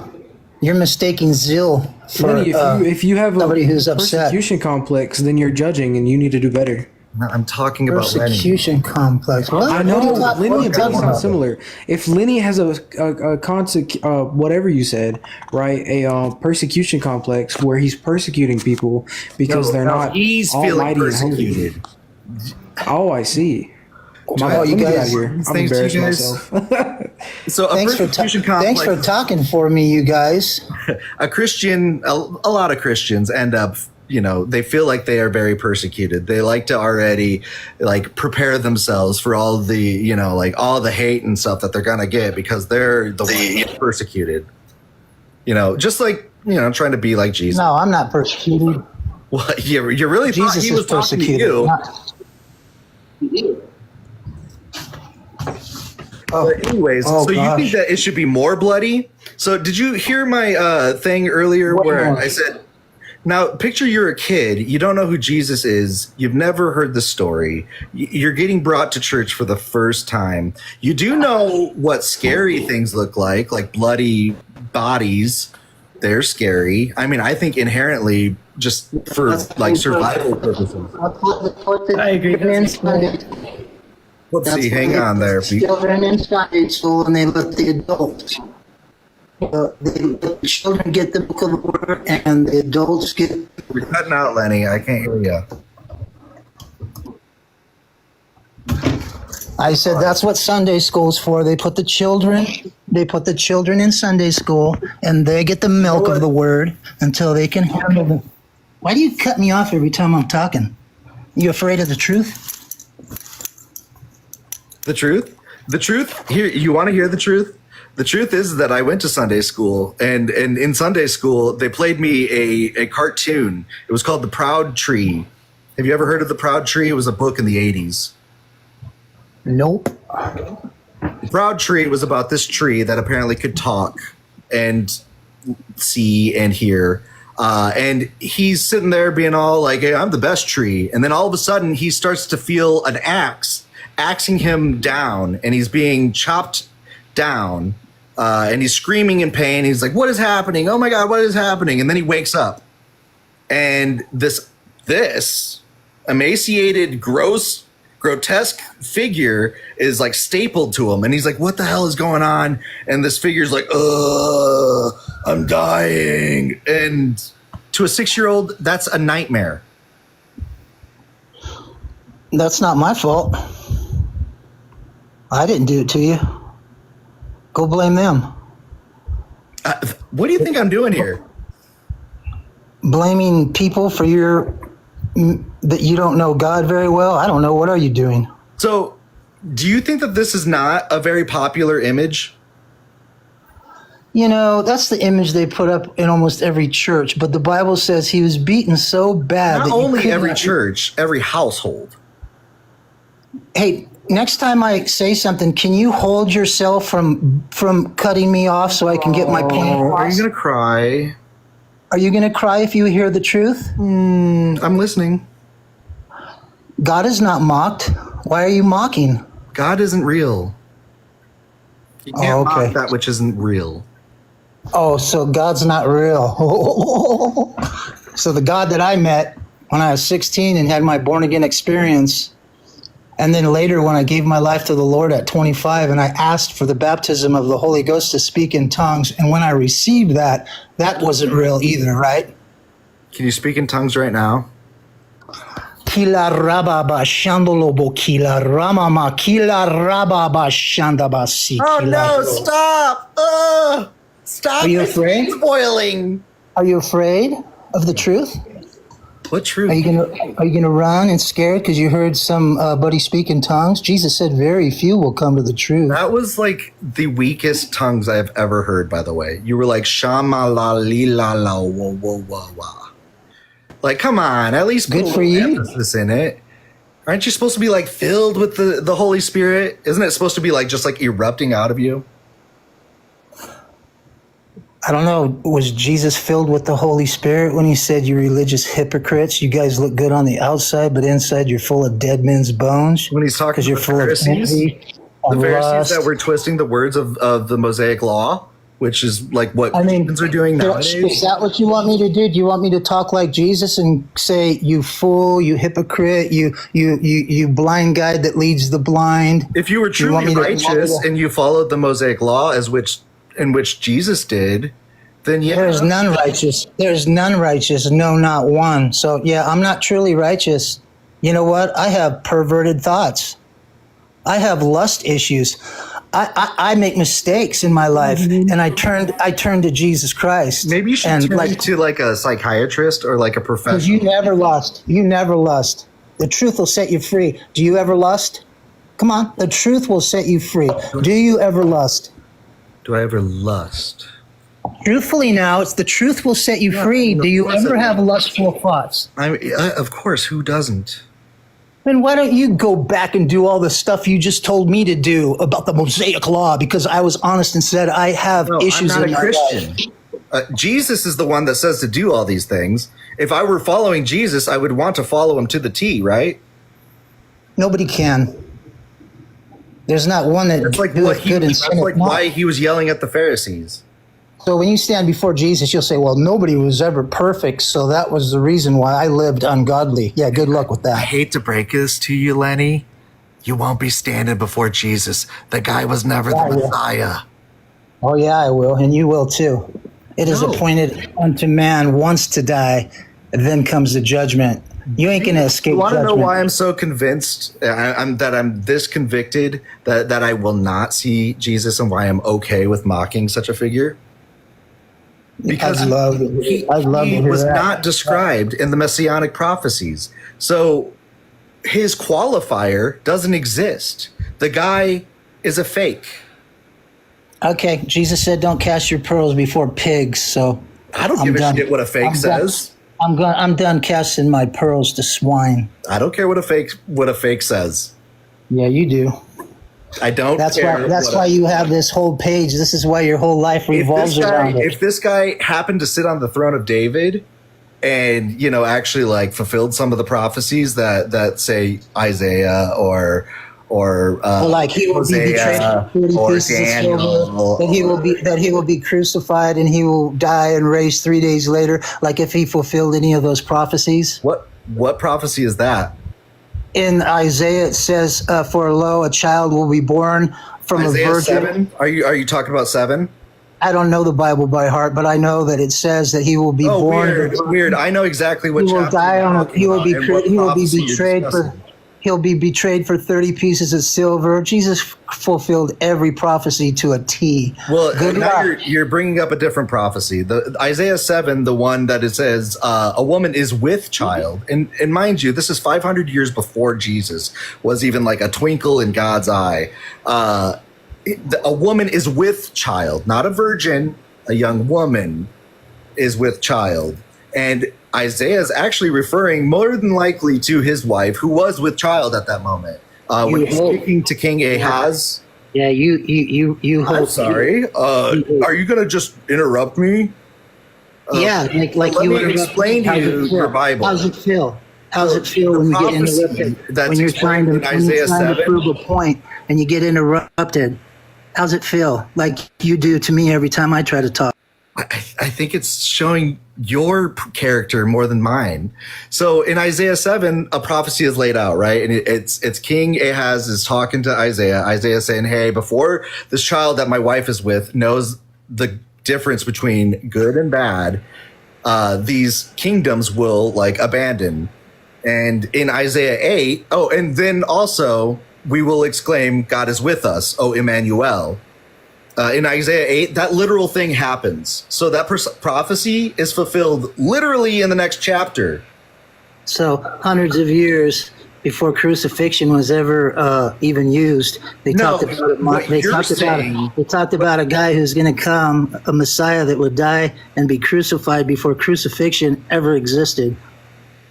What you're saying is that the Isaiah's Bible. telling this king, I'm not hey, saying- 500 years from now, a virgin's going to have a baby, and that baby's going to be the Messiah, and this is all actually about this baby 500 years from now. Not anything to do with like what's going on right here, right now with your situation, King Ahaz. It was about Jesus Christ dying on the cross, the Messiah dying on the cross, and that he would raise Who was 3 he days talking later. to then? Was he talking to the king, or was he talking to the audience that apparently is listening? Like, and writing it down for future generations? I don't know, but when I read it, I That feel make like any sense I feel to like you? I feel like God's talking to me when I read the Word of God. And that sounds like a parasocial problem. Yeah, because I don't think you're being talked to. These are stories that have already happened. They've already started. Happened. You don't believe in a God that you have a whole TikTok video over to run your whole life about, and then to say I don't believe in this God who I'm on TikTok with my own program, but I'm here to say I don't believe in him, but yet it's everything about you. Yeah, it makes a lot of sense. I'm actually just matching your energy. The guy I had before you, super respectful. It was a good talk. You, on the other hand, you would be the type, you came in and saying that Jesus wasn't bloody enough. Yeah, he's not. On that picture right there, that's not even close to how bad he was beaten. The Bible says he was unrecognizable. You couldn't even tell who he was. You think that? So you need him, and that just goes to show how precious he was, and how precious and how much he loved us, and what he went through for us. See, you're afraid to look at the truth. You're afraid to imagine that man on that cross, he was way more beaten than that. He was way more whipped up and beat up. I've seen boxers that look a lot more beat up in the face than that guy on that picture right there. Whatever that is a joke. Jesus Christ, Jesus Christ, you couldn't even tell who he was. Your brain on Christianity, for those of you that are not. Yeah, my precious Lord, my precious Jesus shed his blood. My precious, loving, sweet God came and fulfilled my place. Thank you, Jesus. That is loving. And because I'm telling you about it, you turn it around as hate. Good for you. What? Gosh. I don't even know where to begin. I said that Jesus died for me, and I love him so much. And because I talk about the truth, and that what you're showing on your little picture there is not even close to how much. So have like a tattoo of Jesus with a big heart around it. You can't handle the truth. You can't handle the truth. You can't handle it. But then you turn around and say, what I'm saying is hate. I'm hateful for speaking the truth. I get it. They stuck Jesus. Whoopsie. Oh, what is the truth? You tell me the truth. I just told you Jesus is not the Messiah. I explained that to you. What's the? Oh, so you don't know what truth is. You're not willing to hear me out. You're not listening to what I'm telling you. Oh, here's Petty. Hey, Petty. I'm just hearing a carnal mind that's never been born again, that's never spoken tongues, that's never received the baptism of the Holy Ghost. I think you're just living in the flesh, unless a man is born again. Unless a man is born again, he will not enter into the kingdom of heaven. So, go ahead. Calm down. What I'm trying to tell you is that you should probably go read the messianic prophecies again. All of the prophecies that Matthew brings up when he says like stuff like, oh, when it was said in Isaiah, blah, blah, blah, blah, blah, blah. Go back to Isaiah and read those. Read like the whole book.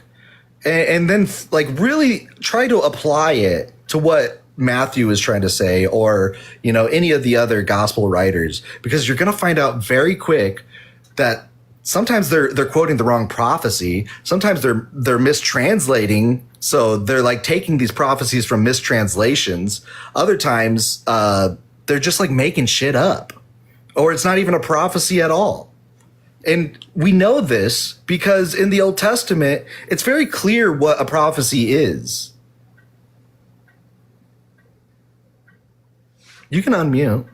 You were rambling. Hello? You chicken. Whoopsie. How you doing, Whoopsie? You chicken. Let's talk to you too. You're so afraid. You just want to hear yourself talk. I don't think Lenny's done. You just want to hear yourself talk. How come you tell me? How come you don't get excited? How come I'm not feeling all the energy out of you, Lenny? And then when I get a little excited, you say, calm down. No, I'm talking about when you're full of the Holy Spirit and you're speaking. Because you're a hypocrite? Because you're a hypocrite? I think that you're lying to all of us when you say that you could speak in tongues. Because if I'm not speaking a certain way, then you say, oh, you got to get more excited. Then when I get excited, you say, calm down. Yeah, you make a lot of sense. Laugh. You got to laugh to keep from crying when you hear the truth. Go ahead and keep laughing. I hear your phony laugh. I can feel it. How old are you? 63. Wow. 63. You got a problem with that? Is it what should I be 16?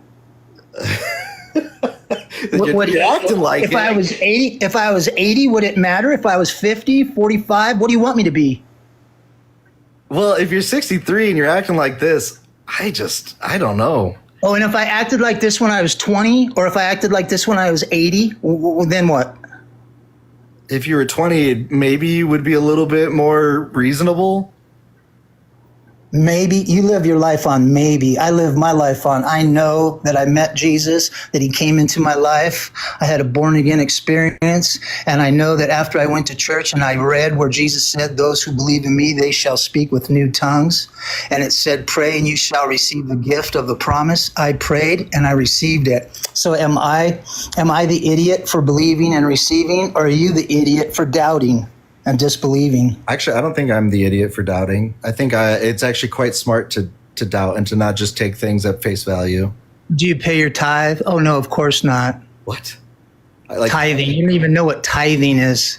Yeah, it's... Prove me now herewith, saith the Lord, and see if I will not pour you out a blessing. A disgusting grift where people are told to pay 10% of their wages. I used to give 80%. I used to give 90% to the devil until I got saved. Then I got saved, and out of $100, I give 10 back. And all those idiots that I used to party with say, "Oh, you're brainwashed." I used to give 80% to 90% to the devil. I just kept a little bit to pay rent and eat. Then I get saved, and I have all this money in my pockets now, and God asked me for 10%. I used to give 90% to the devil. So are you saying that if it weren't drugs, alcohol, drugs. Let's not say trigger words on TikTok here. Okay, you can unmute. I just had to stop you there because you're crashing out. So are you telling me that if it weren't for Jesus, that you would be like what, some raging? I'd probably be dead. You know, the way I was going. But he came into my life. He made me a new creature. It says when you're born again, all things become new. The love that God put in me, the Abba, that agape love that they talk about, the love that I used to want from my father when I was brought up. And he told me, you're good for nothing. You effing this, you stupid this, you that. And I wanted the love of my father. But when I met Jesus Christ and the love, that agape love that came into my life, I was able to go home that night, and I loved my carnal father on this earth 10 times more than I ever would have been able to have loved him in the flesh when I met the King of Kings, and he changed my life that day. You know, and I'm happy for you that this was a positive thing. And I'm sad for you. And I'm sad for you. And Jesus, and you know what? You know what Jesus said? Those who mislead anybody in my word, it's better for them to go tie a millstone around their neck and drown themselves in the depths of the sea than to mislead one of my children. So when you stand before him, yeah, that's kind of sus. You remember, you'll be going, Lenny, I should have listened. Lenny, I'm sorry. Jesus, forgive me now. And he's going to say, nah, depart from me. Yeah, no. Now look at you. You're laughing. I'm talking about so dramatic. He's like, you need to tie a freaking stone around your neck, and you should be thrown out into the river and drown. Who said that?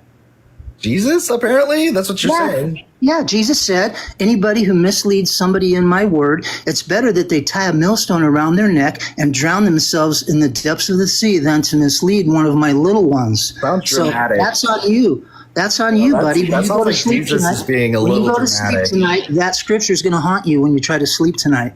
In Jesus' name, I bind it. Lenny, you can't escape it. You need to change your ways, man.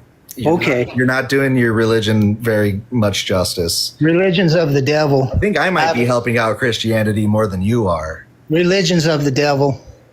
There's lots of religions. Oh, we got some people that want to come up. Oops, Religions of the devil. All right, Lenny. Well, actually, I'll keep you up just in case somebody wants to say something.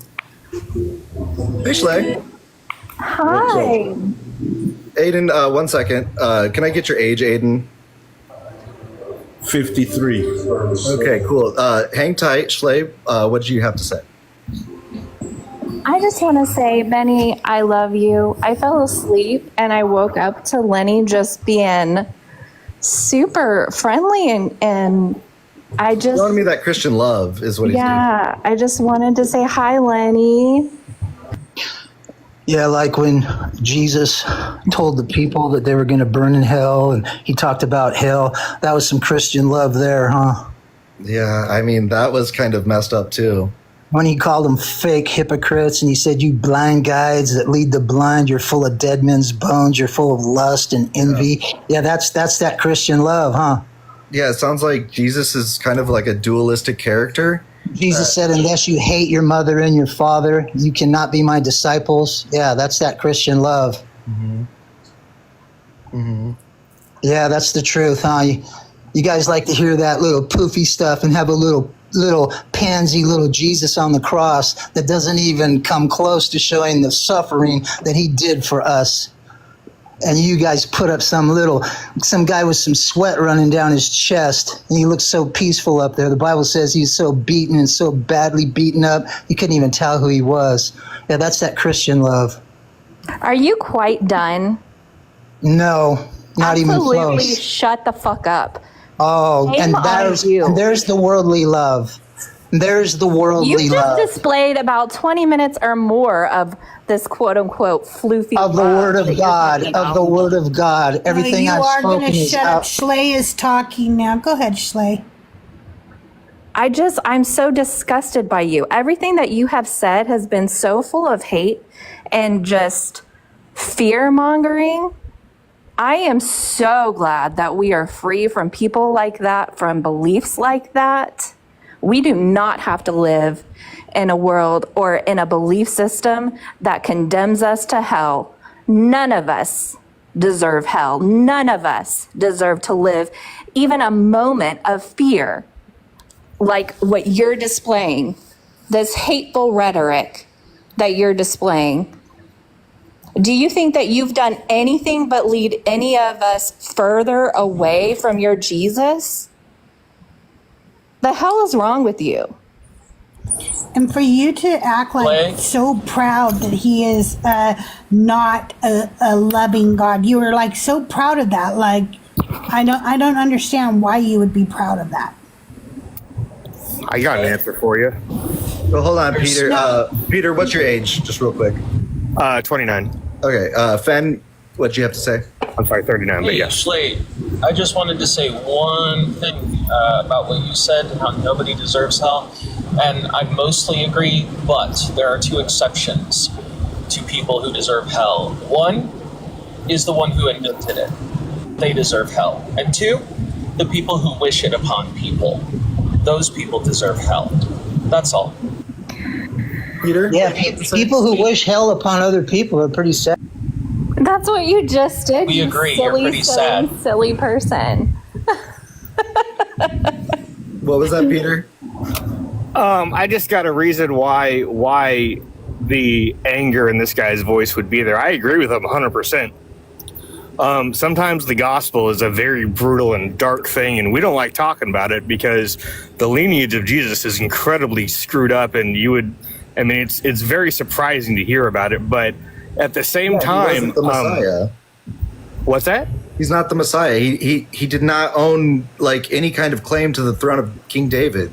Good luck with that. I mean, the scripture says you're wrong. I'm not going to say you're wrong. Sorry, but if you go into Matthew, is Jeconiah not one of his descendants? Well, or is he not a my descendant? point in coming on here was to say that this guy is showing a lot of anger, but Jesus threw stuff around the temple. That was pretty angry of him. That was This guy pretty isn't angry. Jesus, first of all. And second No, of but all, Jesus that is doesn't make Jesus Jesus right. was very mad and very angry yeah, with because he was what a he did. jerk. And he Well- should have done that. They were completely within the law. One thing I will say Jesus is was- they're being lacking honest, modesty. and I they're get- not I can trying see to that. pretend that they are Now- a religion of love, and they're not trying to pretend that they serve a God of love, and that's refreshing. That Now, they aren't I'll- putting up that false pretense I'll like tell most you of why I them came do. on here. Yeah, with that. Now, I'm a father of 4 kids, and I love my kids to the end of the earth. But there has been times when I beat my daughter's butt pink and purple because she didn't do what I felt I to be don't. logical. I do not want to hear about You know your what? child abuse. When she leaves It's not wanna hear child about and abuse. it. It's never called speaks to you discipline. again, Yes, it you have is. the answer of why. I'm I'm sorry. I see my daughter. Discipline I see doesn't my daughter all the require time. abuse. It's not It abuse. is. It's called I don't know discipline. why Black you and would come purple, in are you here and. kidding? Are you kidding me right now? Why you would But you think don't that that have was to okay? abuse a child to discipline them. It's not. That's a discussion right there. That's the discussion. Yeah, you have Peter- to abuse to discipline.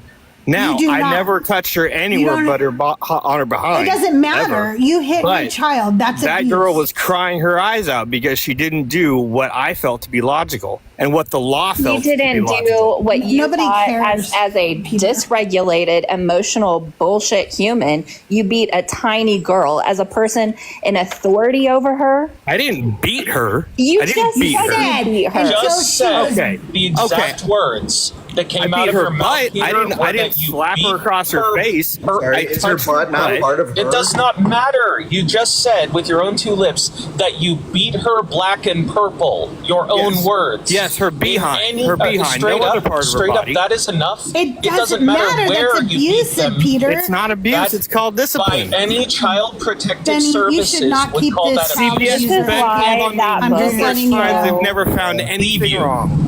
I would not Yes, leave that abusers child. are very good at hiding the abuse. I agree. Peter, daughter beater, you're out of here. And Lippy Lenny, we won't miss ya. Yeah. Can I say one quick thing and then I got to bounce? This is something that thank you so much. This is something the science is weighed in on. We know that physical punishment like this is abuse because we have examined what this does to the mind.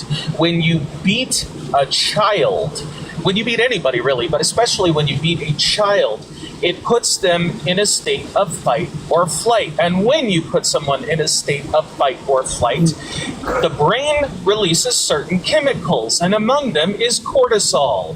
Cortisol is a chemical that the body releases in order to comfort itself in times of great duress. And what this does is, over a prolonged period of time, cortisol causes brain damage. The science is in. Even spanking your child, even convincing them to be afraid that they will be spanked, is, in point of fact, scientifically speaking, child abuse. And anybody who tells you otherwise, they are just weak, sad, pathetic child beaters. And you know what? I've never once had to abuse my child in order to discipline them. Oh, I hate these Exactly. people. Thank you for letting me up. Thank you, Fen. Man. Fen. Pee butt. What's up? Your age? 29. All right. Thoughts? What'd you join up for? You got something on the background here? Yeah, so I was just kind of watching. Looks like a lot of people here are a little worked up. I just kind of feel like, we can all be a little bit more respectful to each other. That's all. I agree. We should be respectful and not beat our children. And then if we beat our children, we might not all admit that in public where people might find that offensive. So If somebody rants at my friends for 20 minutes and I'm sorry that if that upset you, that I got a little heated. Me? I'm not upset at all. Okay. Well, I said the fuck word, Yeah, I'd say fuck all the time. I'm in construction. Okay. I just didn't know who you were referring to. No, I think people could be a little bit, more. I just wish people would calm down a little bit more, treat people with a little bit more dignity on both sides. Lenny was, going off a little bit too much too. I'm not saying that. Did you see the conversation that I had with the Christian right before Lenny? No, I didn't. I just. It was a very respectful conversation. We ended it with thank you for your views. Like, I appreciate everything that you just had to say. And he thanked me, and we parted ways very respectfully. And then Lenny came on and. Yeah. And so the same way that I feel like anybody could be over the top with anything, I just feel, Lenny was a little bit emotional. He had his opinions and he wasn't probably articulating it the correct way. But I think it's fine for people to get emotional. That's what I want. I want to have the hard conversations. This is not something that should make you just have a very, dull conversation. I want people to explain to me why this very violent, image brings peace to them. So that's a good question. For me personally, it's because I know I'm not perfect and I need somebody to make up for my imperfections. And, you know, like Jesus Christ did that by dying on the cross.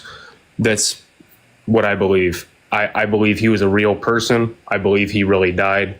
And I believe he really resurrected and appeared in front of 500 people after he was resurrected. That's my opinion. Sure. Now, this is where I kind of bring in my story about when I was a child, I was brought to a Catholic church, and it could have been this exact, like, kind of where it was.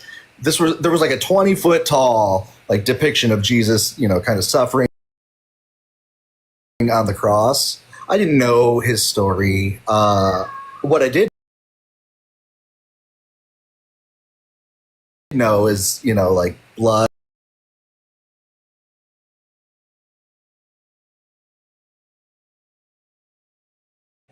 And you know, that's actually really fair. You know, I'm Orthodox, and the crucifix is not necessarily it's not necessarily portrayed around the church as much as in Catholicism. So, you know, my brothers and I used to joke because it was like, do you think really Jesus would appreciate, you know, his torture device being the signal for his religion after he was dead? And we used to joke about that, but it's symbolic. You know, like there's a lot of it that's symbolic. You know, like Christianity is all about the perseverance of suffering, and that's kind of why they portray Jesus that way. Okay, 1 second here. Dan, I know you just got here. Can you give me your age? And Ursa May, I know who you are, so you're good. You there, Dan? I'm over 35. Okay, that's fine. Yeah, thoughts real quick? I don't mute. Sorry. I want to ask the guest who was just speaking, do you think that everyone is deserving of respect? Me? I mean, are you the person who came up to say that everyone was kind of being a little bit disrespectful? Yes, and I do believe everybody deserves human dignity. Yes, I do believe that. It's not what I asked. Respect? I respect everybody as well. Like when I say respect, I mean like rhetorical respect, like respect in conversation, like, you know, pleasantries, basically. I'm not really entirely understanding what you're saying. I do like acknowledge that, you know, like I might like disagree with people. If Okay, that's what let me put it this way. What is the utility? What's the utility? How does it make the world a better place? What is the utility in being, I guess, pleasant and nice to someone who's talking about abusing their child? Oh, we're going back to the abusing their child thing. I wasn't part of that. So I don't know what we're talking about here. You're a part of it because you came up to tone police them about it. What was the conversation about that? I didn't catch it. Am I nuts? Am I imagining things? No. All right. Well, can you remind me then? And I'll respond to it. Dad said, I beat my kid until she's black and blue. We said, fuck that, you're an abuser, and backed it up with science. I agree. You shouldn't hit your kids. Should we respect that person is what we're asking. You should. With human dignity, the same way you would I'm treat asking, anybody. what is the utility in that? How does that make the world a better place, being respectful to someone like that? Well, because there can still be consequences to things, but you could still treat somebody with human dignity and respect. You know, like I disagree with murder. What message? What message are we sending to abuse victims, to specifically children, by coming up and saying we should treat people like that with respect? I'm not saying no. I never said no consequences. I'm one of those people, so tell me. Okay, so I never said no consequences. If you're abusing your children, you should probably have consequences. Like what? Whatever's appropriate to the U.S. law or whatever country you're in. Well, here you in this conversation, it was appropriate for us to tell him to get the fuck out with that bullshit. So I agree. I never said that you should abuse your children. I disagree. What I'm getting at is, so do you equate legal consequences with consequences, like in their entirety? Is that all that is? So you don't Would have it be to disrespectful if we doxed him and reported that he admitted to child abuse? Would that be disrespectful? Don't joke about that. I'm not saying no, do you it. don't. Don't dox No, people. I I'm not understand. saying do it, Please, and I'm please not listen. joking. Please listen. I'm not Benny's joking. live can get taken down if you talk about that. We can't do that. I get what you're saying, though. I'm trying to protect the life. Oh, Yeah. I see. Well, Well, I don't know how else to put it. In but, theory, her you know. point is like, can I and correct me if I'm wrong. In theory, your point is like kind of like Luigi, who took matters into his own hands, did nothing wrong because he was standing up for people. That's quite a leap. Right and wrong is subjective. And honestly, like something else you said, the perseverance of suffering. I find that to be incredibly sad, and I would say that's almost objective right there. Why should suffering persevere? Right. That's a good question. I believe that it's because without suffering, you're missing the fullness of life. You realize that that even in the context of your faith narrative, I can't be up here with him. I gotta go. What did I say wrong? I'm not trying to offend anybody. You realize that it doesn't matter. I mean, you realize that even in the context of your faith narrative, that suffering is not necessary to do anything. Like God could have done whatever He wanted in the world without ever having to create suffering or allow suffering. So theoretically, if God appeared today and showed Himself to everybody, and we all loved Him because we saw Him, and there was no doubt that the love would be worthless because there'd be no faith, there'd be no realness to it. Or conversely, why would you demand worship from people without making it when you could easily without even making it clear that you exist? When you could make it clear that you exist, and then not send them to hell for eternal suffering for not believing in you, and that's completely irrational response to not knowing if someone exists. Well, here's another question too. Like, is there suffering in heaven? No, there's no suffering in heaven. And you're trying to frame it as like I feel like you're trying to lean into the free will thing. You're trying to frame this as, oh, God wants it to be our choice if we worship Him because then it's more meaningful. Well, it's not really a choice because He sends us to hell if we don't do it, right? That's like saying, that's actually a choice with a consequence. The same way I was, and I'm not saying that like. Okay, let's say that you're a clerk at a bank, and I walk in with a pew, and I pointed at you and I say, hey, you can choose not to empty the register and give me all the money, but then I'll unalive you. Is that giving you a choice? Not really. I mean, it is. I'm giving you the choice whether or not you want to give me the money, right? Yeah, but realistically, let's be real. I mean, that's a fair point. I don't know. I'm not claiming to be, did you ever stop to consider the fact that all this suffering and all this violence that you're worshiping is maybe a byproduct of control and men who want people to think a certain way? I mean, look, and I'm not saying that you're a bad person, but like, look at the way it sort of oriented your sympathies and your sensibilities, and where you came up to tone police people for yelling, not even that much, and not even, honestly, they didn't even say anything that outlandish, to an admitted violent, unapologetic child abuser who was describing the abuse very graphically. Do you know how upsetting it is for people who have been abused to hear stuff like that? And he just described it with no shame. So I'm not trying to, again, I'm not Lenny. I'm not trying to sit here and justify anything Lenny said. Oh, this was Peter. Let's not let Lenny get too much of the. Oh, hey, if Lenny's still here, I'm sorry for throwing you under the bus. Whoever the guy was, I was not a part of that conversation. Peter daughter beater is what I was saying. Yeah, my fault. My apologies. That's not. But like, you're not listening to what I said. I'm saying like, look at the way that your sensibilities were.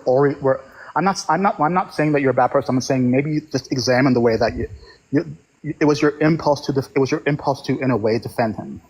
Right. I'm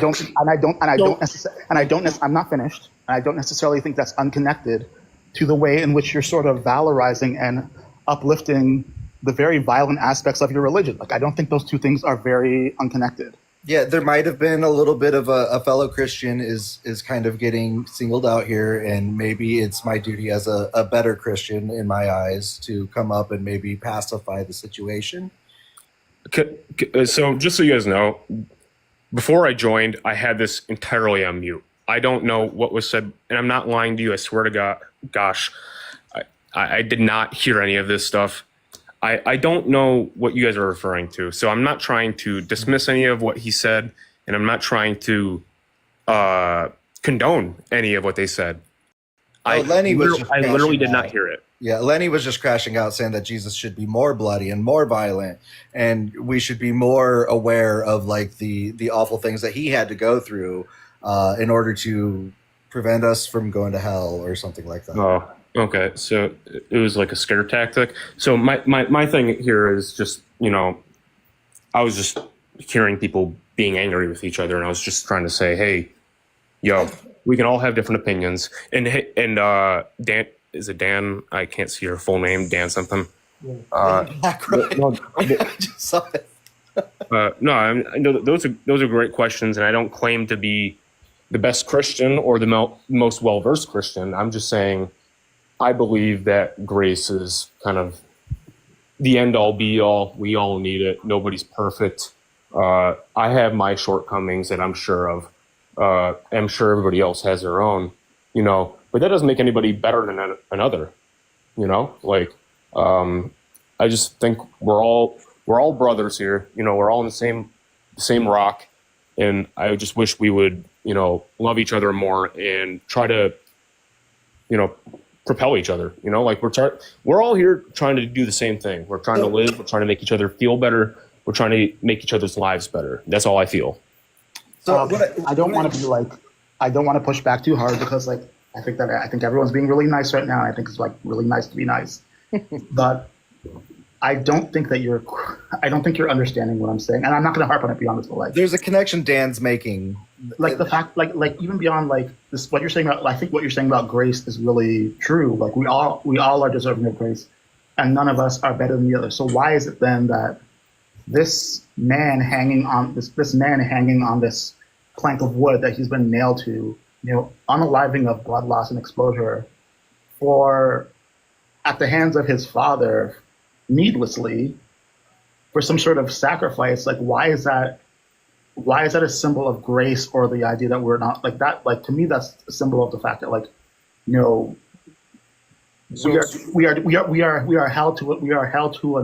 are held to an unbelievable standard of perfection, all based on the sacrifice that we didn't ask for. It just seems like it's counterintuitive to actual grace, in my opinion. I don't know. And it's shocking to those that don't know the story, that might be walking in or seeing this for the first time, that they're immediately hit with this image, and they have to think, okay, why are these people celebrating this? My first thought would be that they are happy that this guy is looking so beat up and, torn up. And that doesn't seem right to me, right? Real people were. I think it's questionable. We don't have to get into whether the historicity of Jesus, whether he exists or not. Yeah. But the point is people really were crucified. Well, so it's important. And it was I was reading this article where crucifixion is routinely listed as one of the most painful forms of execution. It's so relentlessly brutal. So would you do that for other people, knowing it was a lie? Would I do what? Get crucified? Oh, I mean, I don't. I've done it. It's not unheard of. I don't necessarily believe that Jesus even existed, but that's. Oh, yeah. Okay. There's many worse ways for people to die, by the way. Many worse ways. Okay. Well, if we can't agree that Jesus existed, then we have to talk about this on a different level. We have to talk about this on a philosophical level. We're making a concession. We're saying that let's consider Jesus did exist. I can accept that he exists for the sake of this conversation. That's right. not. That's fair. So for all intents and purposes, and that's how I'm like kind of making this conversation with this background is like this guy. Okay, if you believe he existed, like why are we shoving this in people's faces? That's really my question here. And you did say something. You did say something where you said like there were 500 witnesses. Well, there were 500 witnesses according to Paul. We've never actually heard from any of those witnesses, to be fair. So and actually, Paul just says he heard it from a guy. Hey, so we don't even know who Paul heard it from. I'm sorry. We don't even know who Paul heard it from, Dan. He literally is like, I heard a story that there were. It's like, the like where I'm coming from is like the idea of like an event like this happening and 500 people witnessing it and no one in real time writing about it as it happened contemporaneously. It seems strange to me. Like we have writings about Socrates. We have writings from Socrates, and he predates Jesus supposedly, right? So does Caesar. Right, but Socrates didn't, raise from the dead. And why didn't Jesus write anything about? Like, why didn't Jesus write anything himself? Because he didn't write. He spoke. He preached. He taught. Yeah, but he also walked on water. I'm sure he could have.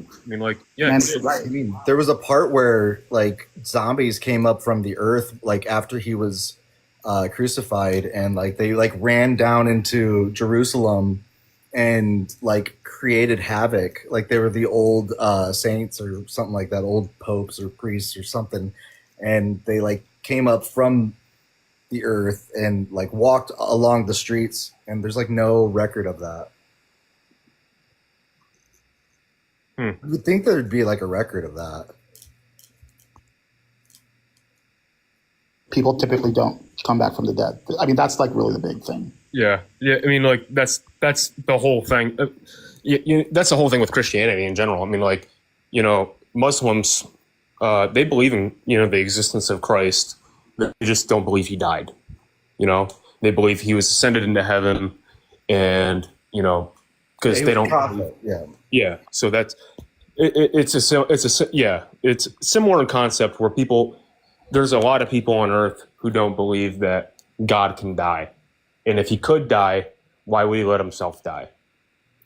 So I do understand the hang up on that, but you have to believe that in the resurrection, I guess, in Christianity, because if you believe in the resurrection, I was raised Catholic. I was confirmed. Like, I'm not coming at this from like an outsider, where like I'm not just being like a dick. Like I'm just No. I'm not saying you are. You actually have a lot of valid criticisms that I've heard before, and again, I'm not a preacher.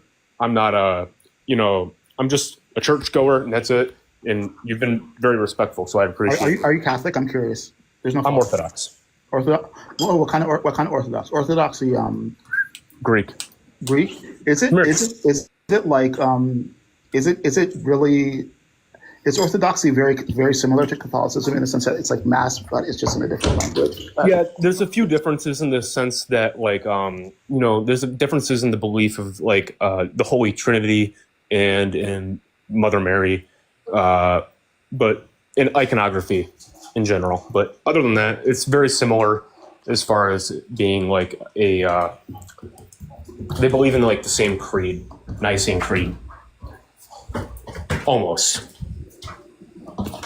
Yeah, which is odd because in the Nicene Creed, they actually say like Catholic is the accepted something or other, like covenant. Yeah, it's like Catholic Apostolic Church. Yeah, that's in our creed as well. It's interesting that it says the word Catholic. But it is. I think Orthodox. I think people who are Orthodox would consider themselves like the true representation of Catholicism, right? Is that maybe? No, I mean, there's actually a big difference. I mean, there's not a big difference. There's a cultural difference between the the Catholic Church and the Orthodox Church, based on the fact that in like 1517 when the Great Schism happened, like, and it ended up being like an East and West Church thing. So you ended up getting more like Middle East and Mediterranean people in the Orthodox Church than in the Catholic Church. Then you ended up getting more Romans or Italians. Do you guys have the same sacraments? I'm just curious about this. No, I can't take Catholic communion. No. Interesting. Because I was baptized in the Orthodox Church. But In your Orthodox church, do they have their version of communion and stuff like that? yeah, we have communion and we have a baptism. That's another big difference. Is our baptisms are done in infancy, which some people disagree with. Catholics too. Yeah, Catholics do it in infancy.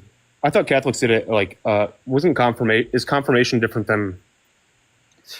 Confirmation is like the Catholic bar mitzvah for all intents and purposes. It's Confirmation just makes it so that you can take the sacrament, so you can take Holy Communion.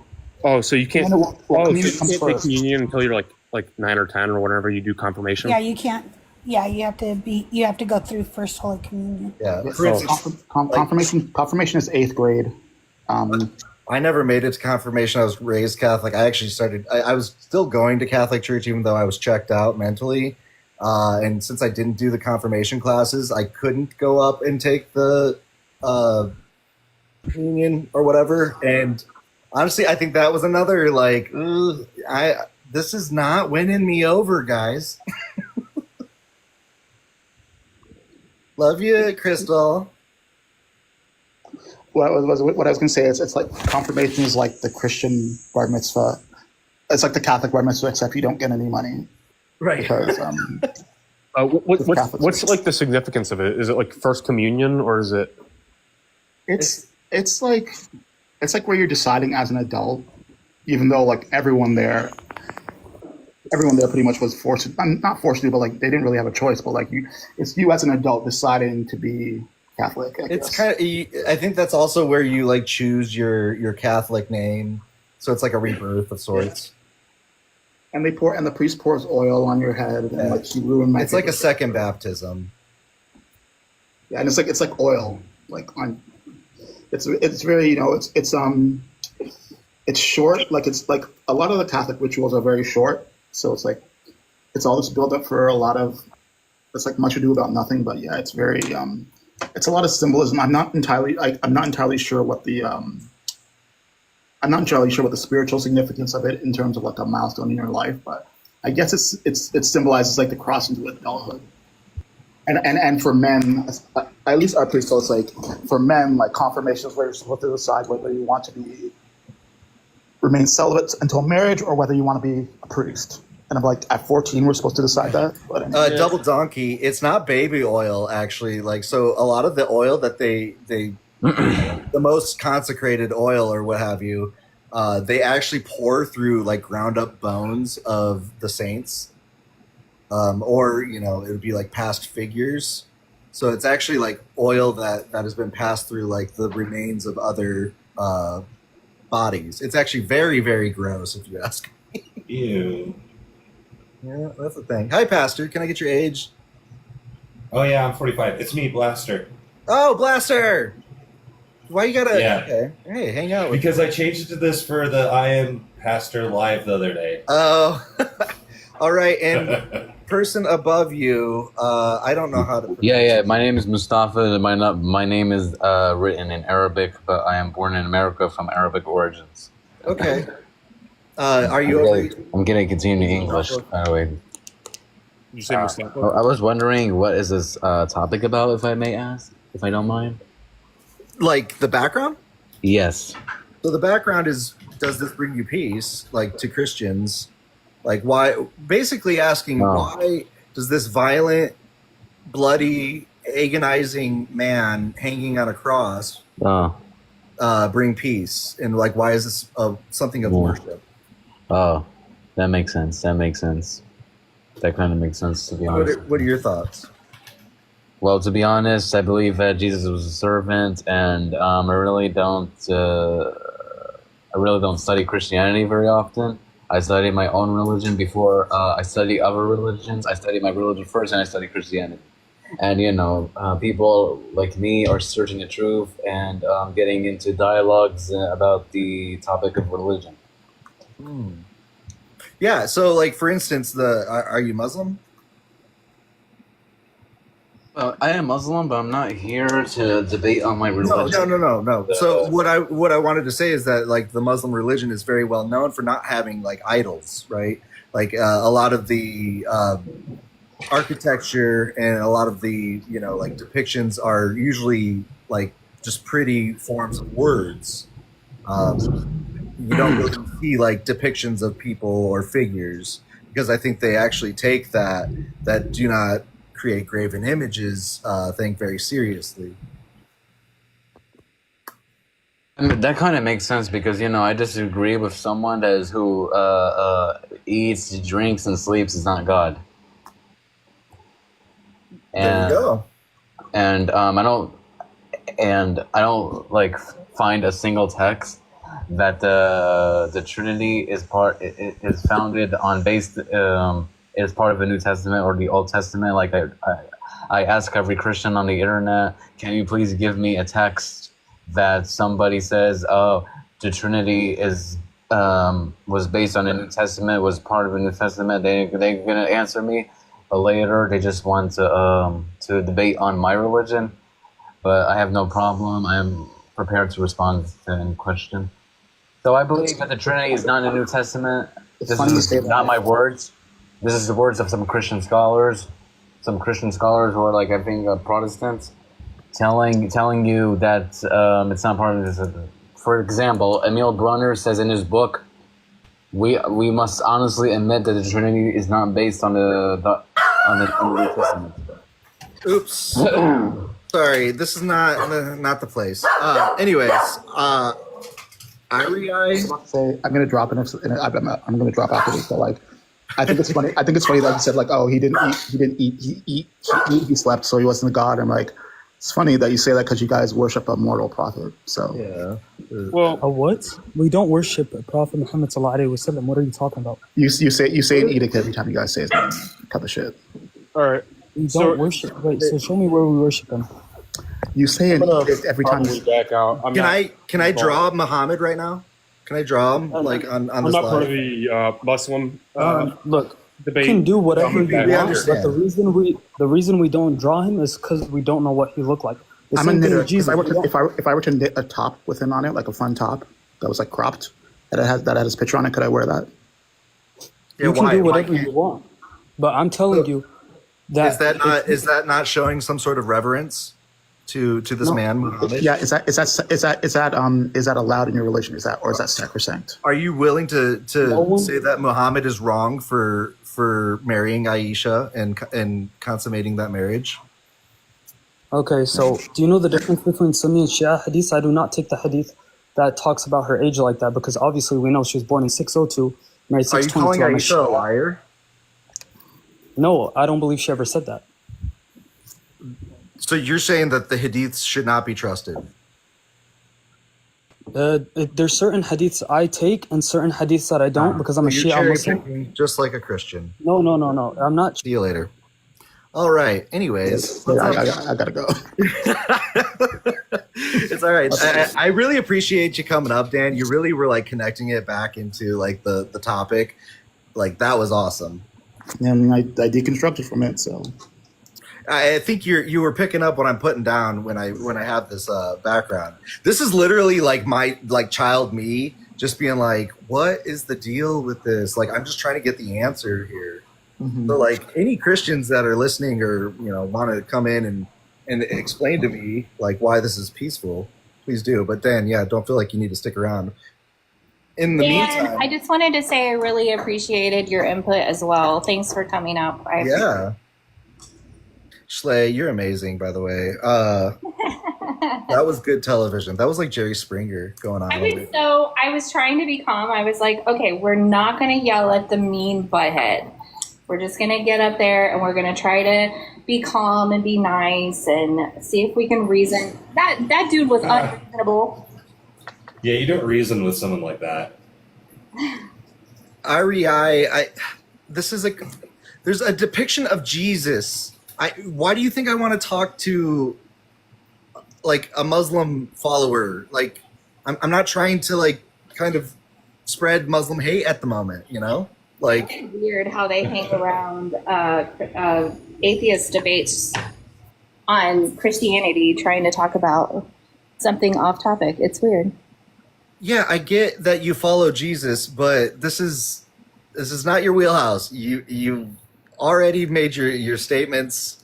Yeah, tried to apologize for Muhammad being a pedo. It's not a good look, man. See, that's kind of the point of my whole like thing, is that religion gets you to like defend the weirdest stuff.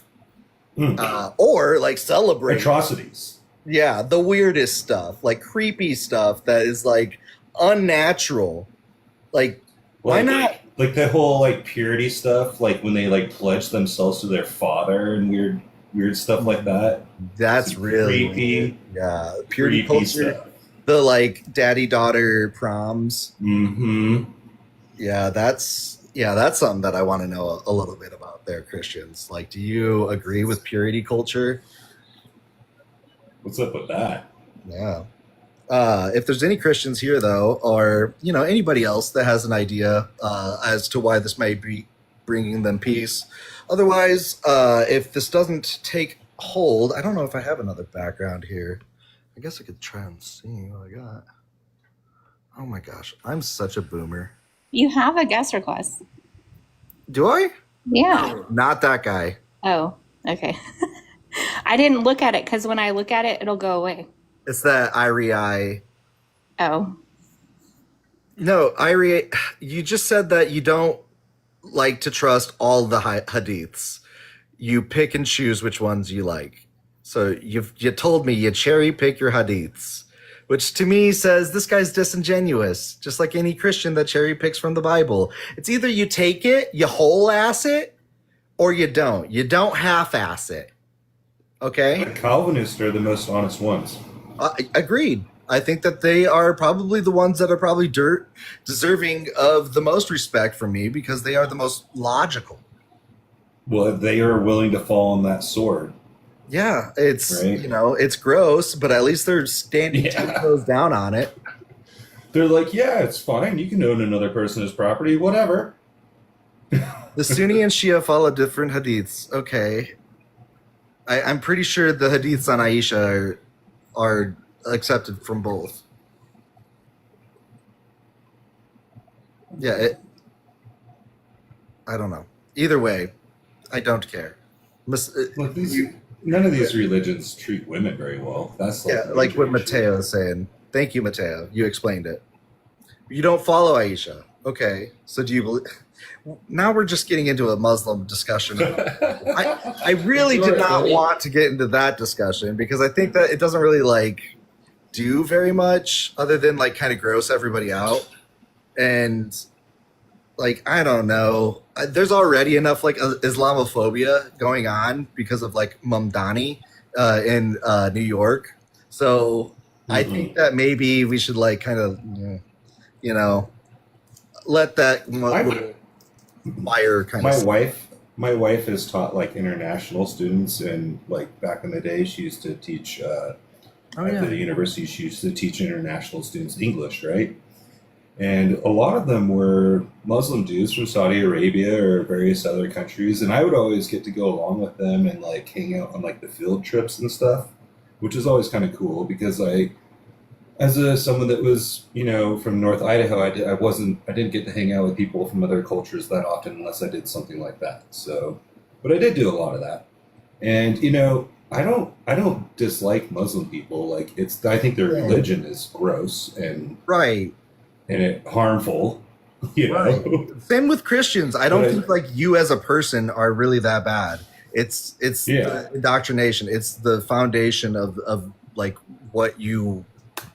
If you make that all of like who you are, then yeah, maybe I do think you're kind of bad. Yeah, but I mean, they even fight amongst themselves too, right? It's so silly. Correct. Very, very, very true. Like a lot of the times when the Christians come up to talk to atheists, I think really who they should be arguing with is maybe the Jewish people. Because that's who they actually have a problem with. I mean that, or like first, I think even before the Jewish people, like all the denominations need to like hash it out between each other. Like Right. back when I was a young atheist that was like not as knowledgeable, but just like very convicted in like my beliefs and like, you know, just knowing that this was all BS. I would tell a lot of Christians, like, you guys got to hash that stuff out between each other before you even bring it to me. Like, before it comes to me, you guys need to get all on the same page. Yeah. Yeah, you can't bring me arguments that you guys don't even agree on. Right. Like, That first doesn't work. decide whether or not babies go to hell. Mhm. Once you get that hashed out and, you know, all the other little differences, like Then we can talk baptism about and abortion. everything. Yeah, and then we can maybe discuss whether or not Jesus was real or if God existed. Right. But before then, how about you guys like fix your own problems and then come to us? Like, I feel like we're kind of jumping, you know, over a lot of things. We're leaping over a lot of logical questions that need to be handled. Yeah, for sure. I think, especially in a lot of these like online discussions, we will just outright grant that their God exists and be like, sure, right? You know, let's argue. It's like because you can't just like because they can't contemplate that their God doesn't exist. They can't take hypotheticals where their God doesn't exist. They don't understand them. I know it's hard It feels to like do it the other way around. Yeah. It's like, okay, well. So what would a non-design universe look like? I'll make the concession to it. Yeah. Yeah. No, they're never making the concession like our way. They never do. Like they never like try to meet us halfway at all. It's always us bending over backwards to try and have the most honest conversation as possible. And then they just want to gum it up with a bunch of bullshit. Like Ursa May just said, that wrinkle hadn't formed. Yeah, the like able to consider like hypotheticals. But that's the thing though, is like, isn't the Bible just like one big hypothetical, like one big like what if? I guess, as far as I can tell. I guess if you they like keep harping on faith, deny reality, then the Bible is not hypothetical to you. Like, I don't know, guys. So it just takes a lot to have faith. You know, I think they're not wrong when they say like it takes more faith to be an atheist, or no, not just kidding. To like it takes a lot to be a Christian or whatever. Like it's easy to be an atheist. well, they keep harping on this, oh, I choose to be a Christian. And I'm like, I'm sorry, if you arrive at your beliefs via choice, then you don't care about the truth at all. Right. Like you don't care what's actually true if you're using choice as a method to arrive at your conclusions. Well, and I've heard the argument, you know, that Christian, like the Christian way is at least positive, and that it builds more successful like countries and civilizations and stuff. And it's like, well, now you're just not even like, you're just saying that it doesn't even have to be true, that you should just follow. Yeah, the utility as if is what we're after then. Yeah, the utility of it all. But if you ask me, the utility is still missing a lot. So why wouldn't you just like... Well, and it doesn't validate it. Yeah, it really doesn't. I mean, you got to think, every time like I hear these, I think of like the Dumbo holding the feather, you know? It wasn't the feather that made him fly. It was his stupid big wings, or his big ears that made him fly, right? I always think of Like Mike, that movie Like Mike, where he gets Michael Jordan's shoes and he starts getting really good at basketball. But it wasn't the shoes, guys. It was him the whole time. That's right. Yeah, and that's kind of how I view Christians, is like they just hold this little feather and that's their Jesus. And they're like, it gives me wings. I guess it grounds them. I mean, and like, I'm not completely against that. I just want to see like less of this. Like everywhere I go. I'm not against that as long as they admit that that's what they're doing. The problem is they'll be like, no, this is the truth. And I have knowledge of it. And it's like, no, you're conflating belief with knowledge. They do that constantly. That dude earlier did that. I was listening when I was driving. The dude earlier, he was driving me there infuriated. Lenny? Yeah, Lenny was driving me crazy. I was like, I want to jump in, but I'm driving. Becky, can I get your age just real quick for the TikTok? Hello, everybody. Hello. Can I Hi. get your age, Becky? Hi, I'm 30 forever. I get what you mean. 30 whatever. I'm going to use that. 34 ever, I think is what Whatever. Oh, 30 forever. Okay. I thought you said 30 or whatever. Either way, fabulous. Hi. What's your Hello, thoughts, everybody. Becky? Well, I don't know what can I say. Definitely, when I see this picture, I don't feel like comfortable. Like, yeah. So it's like I see somebody suffering. It's pretty sad. Yeah, when I was little, and like I've said this a bunch of times in this live, but like when I was little and I was coming in to the church for the first time, able to form memories at least. When I saw this, I was scared, and I think they lost me right there. Like that was it for me. When I saw this like horrible person in pain being like revered, and like people are crying, and like it's a good thing. It's considered a good thing. No, I was like, I definitely not. don't like that, and for that reason, I am going to say no. Like that's kind of the. Yeah, well, guys, I'm from Peru, from Lima. Probably my accent is a bit different. Awesome. That's awesome. But yeah, when I saw the picture, honestly, the picture reminds me when I was at school. I was raised in a Christian Catholic family, and my school was a Catholic school, so I was forced to attend to go to the church every Monday. So yeah, well, now that I'm not 9 years old, but yeah, definitely the way how I see, religion is very different, very, very different. So I would say that I believe in someone superior with a brilliant mind, but it's not the same like I used to think in the past, And I don't think that we have to remember Jesus Christ in this way, because it's sad. It represents suffering, no? It's not. I don't think it's really helping the religion out. No. I don't think it's healthy at all either. No, it's It's just not. like not good for the people. Well, and like It's what not Dan good was for saying. the people. That's right.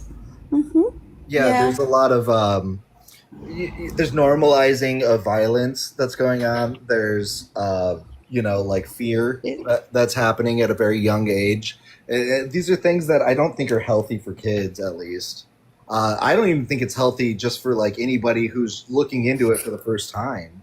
This is probably something they would be like, I don't know how, other than like, fear of being shunned, would be Socially shunned by. like, I think that's just why a because lot of everybody people else are in follows it. it. And then you kind of convince yourself, like, okay, I'm going to relate this very violent image with good. And then you get people like Lenny. For me, as like a child, I was like, look, these are my elders. These are the people that are supposed to be guiding me. They wouldn't steer me the wrong way, right? They wouldn't lie to me, right? Or they can't be mistaken. They have to know that's what's true, right? And then as I got older, I was like, oh, no, clearly they're just as full of crap as everyone else, like they don't know anything. Yeah. And I think like Lenny was doing this a lot. He was conflating knowledge with belief. He'll be like, oh, I know this. And it's like, no, you don't actually know. You just believe it. There's a difference. Right. And I can't, like, that's just, ever since I was a little kid, I guess maybe I made that, like, distinction as a kid where I was like, my parents aren't the smartest people in the world. Yeah. Where I was like, realized okay, that I'm on my own here. I was the youngest, I guess. Yep. My parents do tell me that they didn't really like raise me as much as they raised like the oldest. Otis. Sorry, my dog is freaking out. I think that if we accept this picture like something normal, we are normalizing violence. Yeah. Agreed. Yeah, I agree. Yeah. That's you why know, as I've gotten older, I've gotten more like less like I used to love action films and stuff, but nowadays not so much. You know, like I think I'm like more peaceful as I'm older, but at the same time, I wonder if that like I think the little I don't know how. wants to participate and say something. Yeah. Sorry, guys, but it's a I'm trying to pleasure. figure out how I can mute myself. I enjoy joining this kind of life because I can practice and continue learning my English. Oh yeah. And definitely congratulations, thanks, and I'll be back maybe later. I followed you, Becky. Now I have to enter to class. Bye bye. Okay, you come back anytime, Becky. Bye, Becky. Take care. Wonderful. Damien, can I get your age, please? Hey there, brother. I'm 23. All right. What's your thoughts? Yeah, I believe in Jesus, and the sacrifice of Christ brings me a lot of peace. Okay, but was this before or after you learned about it? Well, I was an atheist until I was like 16 or 17, and then I Were learned you a about. skeptic though? No, I was a very hard atheist, like extremely What do hard you mean atheist. by hard atheist? Like, what is your favorite atheist argument? That's the question, right? Well, my favorite atheist argument was, well, when I was a kid and I was in Catholic school, I would always say, like, well, how did Noah bring all these animals from across the world? And, you know, these animals couldn't cross all of that land without. Like, how did kangaroos end up in Australia? I always used to think about like pandas and things like that. But basically, any animal. You can choose any like animal that's to a distinct like- region. Like and that was like my main giant argument. ant eaters, they eat like 40,000 ants. Like, where did they keep all the ants that they fed these ant eaters with? Well, what I've come to understand and what I believe is that God took like the main species, and then after the ark was completed and finished and landed, those species went about natural adaptation or evolution, and then ended up having subspecies and things like that. So you believe in like hyperevolution? So I've never heard of that hyperevolution, but But like within the span of 6,000 years or so, when Noah's boat landed, all these animals like just evolved really, really fast. Not necessarily really, really fast, just that like the main animals, for example, I don't know, a lion and a panther, right? Let's say. And then when the boat landed, lions went out and they started looking into areas where they would be successful. And then natural process of evolution or adaptation happened where you'd get Arctic tigers and lions and black panthers for rainforests where it would be more dark. That's what I so, like, believe. some I don't, common ancestor was like the main cat. Like they didn't have the Arctic lion on the ark. They had just like It's like Pokemon evolution, ancestor. dude. Yeah, like some Digimon is like Eevee. I guess you could say Yeah, like Eevee. Digimon, Kind there of. you go. Yeah, like like Eevee. Pokemon Okay. Eevee, exactly. So like Almost like a step behind. You know that that's not how evolution works, though, right? well, I mean that if you use the logic of evolution, that is how it would work. That everything came from. No, it's not. No, it's not how it works. So you're saying that Because it's the change, and evolution is the change in the genetic population it's the population in a population, not just single individuals over time. no, I'm It's saying more that than that, one. too, though. I'm saying that like one general main type of creature lands, and then from there, depending on the area, the Yeah, adaptations but you don't have naturally. enough time for that, bro. That's what I'm saying. Like in 6,000 years, how many generations do you have? You don't have enough time for that. You'd have to have Pokemons at that point. You would have like 1,000 or maybe like from 1 to 10,000 generations, Just especially like- for other animals. You think that's The breadth Okay, go of ahead. different species of just like insects alone, we still are discovering new species of insects. Yeah. It just would take way too long. Well, not it really, would be- because you can see, for example, in London, they did this experiment.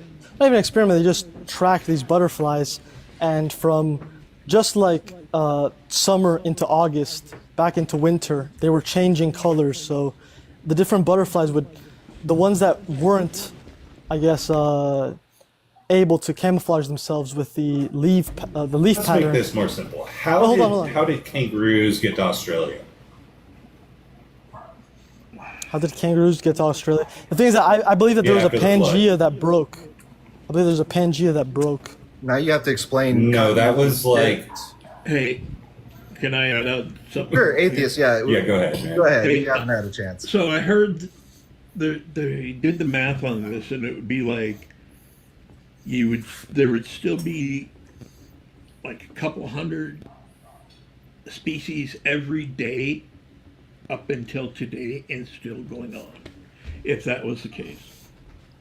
Of what? What do you mean a couple species a day? Of what? There would be like a couple hundred 'Cause you don't have enough time. species every day. From You could say that dating you could say that back every to- adaptation is a new species. Like you could think about that dude, theoretically. You're not understanding. It's you would have new species evolving every day. And they do evolve every populating the day. planet. It's like an absurd number. Well, hold on. What I just Species said. do not evolve every day. That's not how speciation works. It takes time. Okay, It's first of all, generations. when they looked at, for example, the butterflies in Britannia, right? I don't know if it was London specifically or what area of Britannia. It changed season to season. Like the butterflies that would actually be present, the ones that were best able to camouflage to the leaves, were the ones that were most successful. And maybe you could look this up. I'm not sure, but this is what I read. So evolution and adaptation happens quickly. It happens extremely quickly. It's it's almost, you would say that evolution is a lie then. If you're saying it takes millions of years, then you would say evolution is a lie. We're not talking about Game on evolution. We're talking about brand new species hitting the earth every day. Those butterflies you're mentioning, they can still reproduce with each other. They're not creating a new species. A new species would not be able to create a viable child. Like they might be able to cross species one generation down, but they would not be able to reproduce that next generation. Yeah, I think what he's the thing is misunderstanding that- is the difference. What speciation is like, they can't have intercourse with each other. They can't breed with each other, right? That's what speciation means. Okay, that's the quality. In that case, I'm misunderstood what it Yeah. means. To be fair, but Yeah. it doesn't change the truth of adaptation and evolution through natural selection of the fittest, right? That's kind of what I'm getting at. I would say every single day there's a new, even if you don't want to call it species, but there's a new adaptation that is better suited than the last. I don't know why the host is shaking his head. Are you disagree with because that? the Muslim guy was saying, Noah's Ark was found, right? No, it wasn't. No, it wasn't. But what I would say is that I would ask you guys then, right? Because you asked me. I would ask you, why is it that all of these ancient civilizations talk about a flood? The Sumerians, Egyptians, I'll take this and one. others. Yeah, Yeah, if go you for could talk about that, because they all speak about a massive worldwide flood. I understand that worldwide might not mean the entire world. Right. So do you know what qualifies a modern civilization from, let's say the Stone Age or a caveman or hunter-gatherer tribes? Well, that's kind of not the question. I'm asking the Sumerians, Egyptians, those Sure. people. But the writing, the ability to record the history or to build or to leave some sort of imprint, right? And when you think about it, hunter-gatherers, they weren't really in one place at one time, right? They had to go from place to place, depending on where the herds went, to hunt and get their food and water. Now, civilizations stuck. They had farming and they had a lot of resources available to them. These Agreed. are usually Agreed. found in delta regions, such as the Nile Egyptians, Delta. yeah, Nile I Delta in Egypt, or between the rivers Tigris and Euphrates, where Mesopotamia is. That was a very large delta. Now, what's one thing that deltas do? they flood. They flood. Otis. Sorry, my dog. Otis. I know how to make my thing change shape. That's okay. I'm not. That's fine. I would just say that it's very interesting that all of these, like the most ancient civilizations, like if I could ask you, what's the most, like the three most concrete ancient civilizations that we have that have writing? What would they be? I would say, I mean, the earliest is probably cave paintings. No, like I said, civilizations, right? You made the distinction of what is a civilizations. civilization. Then the Enuma Elish, the Mesopotamian stones that record the Epic of Gilgamesh. Yeah, I agree with you. The Mesopotamia. It's very interesting that the first civilizations were born basically around Mesopotamia, right? Which could be that just people learned in that region and spread it to other people through knowledge. But when we look at the earliest civilizations, it really is Mesopotamia. Like many people say, is like the birth, the Egyptians, like the birth. That's just of, where humans were at the time. We hadn't spread out globally. I mean, if we were in other places, if we would have like, rather than starting in Africa, if humans would have like initially started in the Americas, it might be a different story. You know? Yeah, no, the location. I would contend real quick. I would contend to that a little bit because we have found like cave paintings that date farther back from Mesopotamia, like 20 to 50,000 years, even like hundreds of thousands of years old, in like southern Spain and other places. It's just so happened that Mesopotamia was a good place to kind of settle, and that's where like civilization and building a civilization could happen. Have you guys heard about the bones found down in Southern California? The mammoth bones? It dates back like 130,000 years, I think. Well, I would love to ask both of you, because you were just talking about the cave paintings and then the bones. And this is going to sound maybe radical, but how do you even know that these are hundreds of thousands of years old when there's no recorded documentation?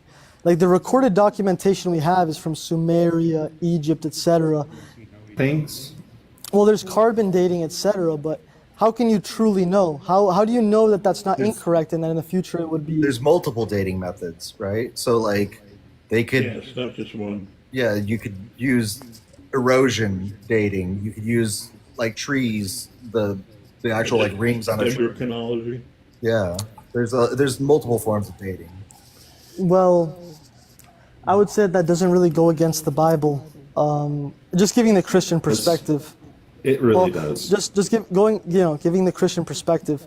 When God made the world and humans and things like that, He made them in full form, right? If this is the Christian, I can understand that you'll disagree, but like He made Adam full. We know that didn't happen for a fact. Well, you don't know because you weren't there, and there's also we no do. writing. You just have cave paintings, but you can Well, think you don't know because you weren't there to prove the book. Well, that's what I'm I saying is think- that neither of us can truly know. Well, I just say you can't prove that my unicorn didn't pop humans into existence. Is that an argument? The thing is that the big difference is that we have recorded civilizations that have actual writing that dates to that time, and No, man. There's unicorn bones in North Korea. wow, really? I didn't see. Yeah, they claim to have them. Was it like written in like stone tablets thousands of years ago? No, they actually have the bones. They claim to have bones in a cave in North Korea of a unicorn. Well, I guess that's like the only evidence an atheist needs, right? Like they say that it's true, and thus it's true. No, in the same way that the reason I'm making this carbon argument dating is because I'm using your reasoning. It's I understand poor your reasoning, argument. right?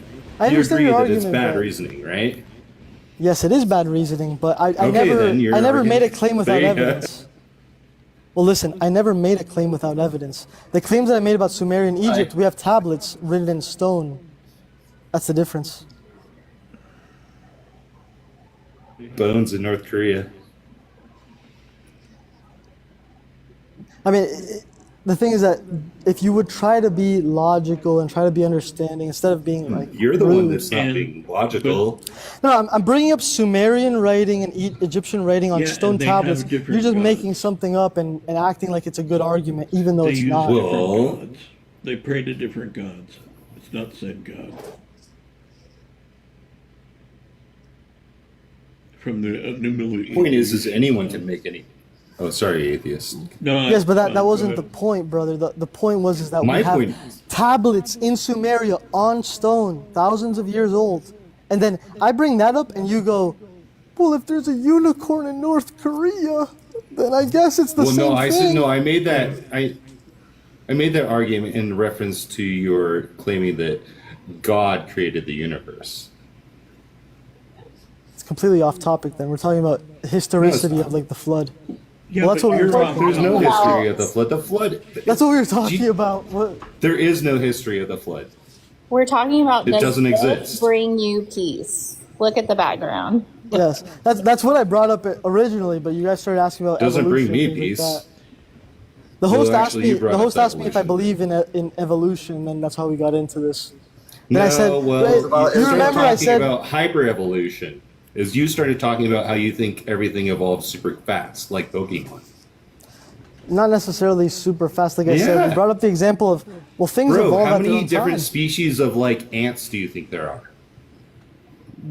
Millions, right? Or millions. Yeah, of they can't millions. mate with each other. So that would mean that there would have to, if 6,000 years is your day, that would mean there would have to be multiple, like not millions, there's like 10,000, there's tens of thousands, right? Aren't There's there more dogs- days, there's more different species of ants than there are days that you think have existed on this earth. Well, aren't there like dogs that can breed with other animals, like wolves and things like that? Or am I No. wrong? Wolves are, You're saying that there's dogs no- are wolves. Okay, what? I'm 100% sure. What is that animal? You can't outgrow your clade, dude. What? Okay, what is that animal Canine? that can? No. Okay, listen. What is that animal that bred with a different animal that made like a new species? Was it like the wolf You mean and like- dog? You mean like Lion and ligers? tiger have. Yeah, like ligers, I guess. Yeah, but did exactly. you know that our offspring can't have babies, right? It's infertile. You know what a donkey is? A Yeah, or donkey's like a- kind of the same thing. No, a mule. Or like a mule. Sorry, a mule, Yeah. not a donkey. Yeah, a donkey and a horse is you get a mule, and they're infertile as well. Okay, but if you, and this is an assumption from me, I could be completely wrong, but if you had similar enough genetics, right, to the point where it would be enough, it would be able to propagate a species, not to the same level as a liger, but something like one ant to another that might be in a similar category of species, they would be. No, that I mean, that's the doesn't only way happen, that new right? species. Wait, then I would ask you, how do new species even happen? Because now Genetic you're saying, mutations. In a population over generations of time through So the here, species. let's through the so same, with two- like generations. You know, when I say generations, I mean like thousands and thousands and thousands of generations. And one population will split from another, and they will have different mutations than the other generations does, and eventually they won't be able to mate. Like, have you ever heard of ring species? So hold on. well, hold on. let's Wait, pause wait, Like for a that's what second. you need to learn. let me ask you something I'll really give you quick. a really good example here. Okay, so do you know that there's people that are born with 12 fingers and toes? Have you ever On each heard hand about or these what? people? I've never seen someone with 12 fingers. And on a hand. it's what they call it's like a trait that they can pass down to their children if the person that they reproduce with also has either the capital A or not capital A. It's the dominant trait, so they are able to pass it down to their children. Now, if you were born with these 12 fingers and that somehow allowed you to say farm a lot easier than having 5 fingers, over a long period of time, people would start having 12 fingers because it's just that's Well, survival. I wanted to that is ask- evolution, and that I is wanted to a ask- genetic mutation. I understand what genetic mutation is. I want to ask Pastor here. So, talking about the ant situation. Well, I want to ask you. You were bringing up that species can't reproduce. Well, then how could a new species come about? And then you said through genetic mutation. Well, then isn't Okay, it? so what happens is one population of a species splits off from another, and then they keep changing differently from each other, these populations, and eventually they will change so much that they can't breed with each other. Right. Well, hold on. Let's think about it logically. A genetic mutation is through one person, right? It's not like twins are born. that cause genetic mutation. You need to learn what a Even though it's ring the species case. is. Go to look it up, ring species. Just basic biology 101. You should have learned this in like 7th grade. Well, what is it? What is it? I don't know. I'm not on my computer. Ring species? so- Oh, goodness. Yes, the thing you're Well, I'm talking not a about, yes. biologist. Like, I guarantee you, So- I have okay. friends that are Well, look. biologists, and they were like, shut up, Ryan. Okay. Well, I mean, like, The I'm taking a point- genetics class. Like, what when you guys are It's not talking hard. about, like, yeah. So the first couple of generations of people, say the 12-finger people that I was talking about, they may still be able to reproduce with the 10-finger people. And then say, yeah, some of their kids will have 10 fingers, some of their kids will have 12, maybe some of their kids will have 11 fingers. Well, then they find out that 11 fingers is an unholy number because they make up some bullshit, so they kill each other. So now you have 10-fingered people and 12-fingered people, and they keep Sounds accurate. reproducing. Sooner or later, the phenotypical like changes and the genotypical changes get so far different that they cannot reproduce with each other, creating a different species. This is I agree with you. I agree with you, and that's none of this is against what I said, because I said that there was a main creature, and then that creature reproduced, and then in different areas it reproduced more. Obviously, with the genetic mutations in those areas, that was similar enough that they would continue reproducing and adapt. Hold on, and then you had said, well, don't you know the difference between a species is that they can't reproduce, or they can't reproduce with each other?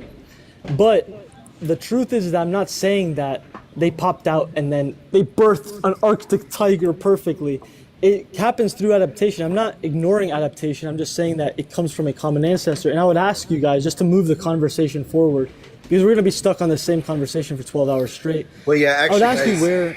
I'm gonna have to close this up here in about like 10 minutes. So let's kind of wrap things up. Yeah, I mean, I want to move forward. I'll just ask this, I guess, and then I would ask, where's the intermediary species, right, between like a whale and a dolphin and all these different completely Everything is different an animals. intermediate species. No, I'm saying where the Go bones. look in the mirror. No, where are the Oh, they're bones all of the over the place, intermediary man. We have species? them. Yeah, if you look at, do you know that like whales have a hip bone? That's just like floating. It's a vestigial bone, and vestigial means like useless, basically. Now, Yeah. That's I similar was to going to wisdom. say that. Have you heard of vestigial organs or yeah? It's kind of like religion. See, I have something to add. Yes, Slay. See, except Why is it always like? No offense, but like ugly people that are atheists? To be honest with you, I don't want to say, but I'm just thinking about Very that right handsome. now. Thank you very much. I'm objectively hot. No, don't say that. Like, But I'm just saying, why is it that like depressed and ugly people? my are always DMs atheists? would differ from what you're saying. So You look like you that got was Reddit. that was so much shade after I said something after like not saying something for a long time. I Is just he wanna put trying? that out. Is he trying to talk crap about your looks, man? yeah, are you Yeah. speaking about Schley? Because I think Schley is gorgeous. And Schley, I can only see her. I'm not talking about Schley. I was just thinking about that most depressed people and like ugly people are Do atheists. you think atheists are just depressed? I mean, you know what depresses me is people Let's like all you. have a good laugh and be so. Do you know that like Because, people that believe in Yeah, God are it like people that believe in God are like 60% more likely to That's be not happy. true, dude. It's not. You are I'm more fine with ending the depressed. conversation Are on you a this level. nihilist? This is actually a bro, good with way like to a- atheist country. Yeah. I just wanted to say that it's always the Are you a Reddit mods that nihilist look with like a this. cross stamped on it? Because I think that's what a lot of Christians are. They're just Have you nihilists. seen Kenneth Copeland? That's all I got to say. I agree with you. You know what? That's a good point to leave profile on. I isn't agree even with you. your face, so why are you talking about looks? I was just saying it. I was just thinking about it. I don't know. Probably not a good Hey, I comment got a to question. make. I have a different question. All right. So, if the Bible's true, why did they get so many things wrong about Jewish culture in the New Testament? I What know. do you mean? What do you mean? I don't get what your question is. Okay. They got things wrong about Jewish culture as in what? We have limited time here. So- Come on. If Jesus was a Jew, right, and so were all of his followers, why did the four Gospels and Paul get things wrong? Like what? Come on, you gotta actually bring a point. Like the prophecies. Of like what? the Like in Isaiah? prophecies, he didn't finish. He didn't fulfill a single prophecy. Like the fact that Mary, the lie about Mary and Mary being at the tomb. There's no reason for them to be there. That has nothing to do with Jewish culture. That's very absolutely very being a sin strange. offering. It explains in Leviticus, like chapter 4, what or through 8, like what sin offerings like specifically should be. But I'm talking about something different. Well, host. That wait. that doesn't get enough play. Okay. Well, give a specific wrote, point. Hey, give listen, a specific example. Just listen. Here's the thing. Okay, they wrote that it was a woman's job to anoint the body, right? Okay, but that was in the Roman culture, in the Greek culture. That was not Jewish. Even to this day, women do not touch men's bodies, and men don't touch women's bodies.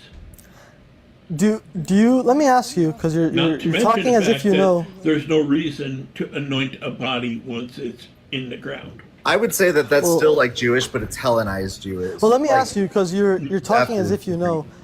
Was Jesus ever anointed or not? No, he was not a king. Okay, so Jesus was not anointed before he had the conversation with Judas?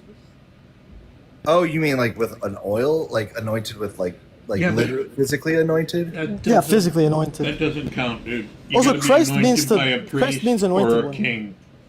Anointed one, Meshiach means Mashiach. anointed one. And Meshiach, an anointed one means a king. I rubbed some oil on some things. Same.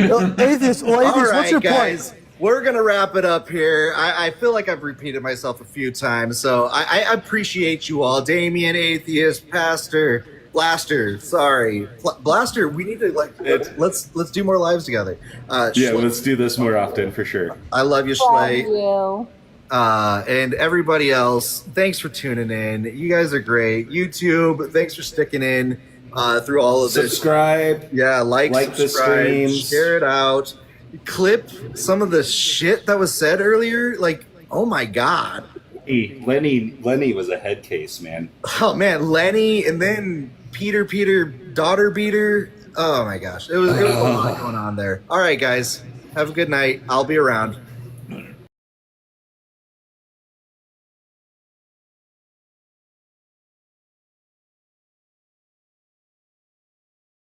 Most time when I'm doing this kind of stuff, it is literally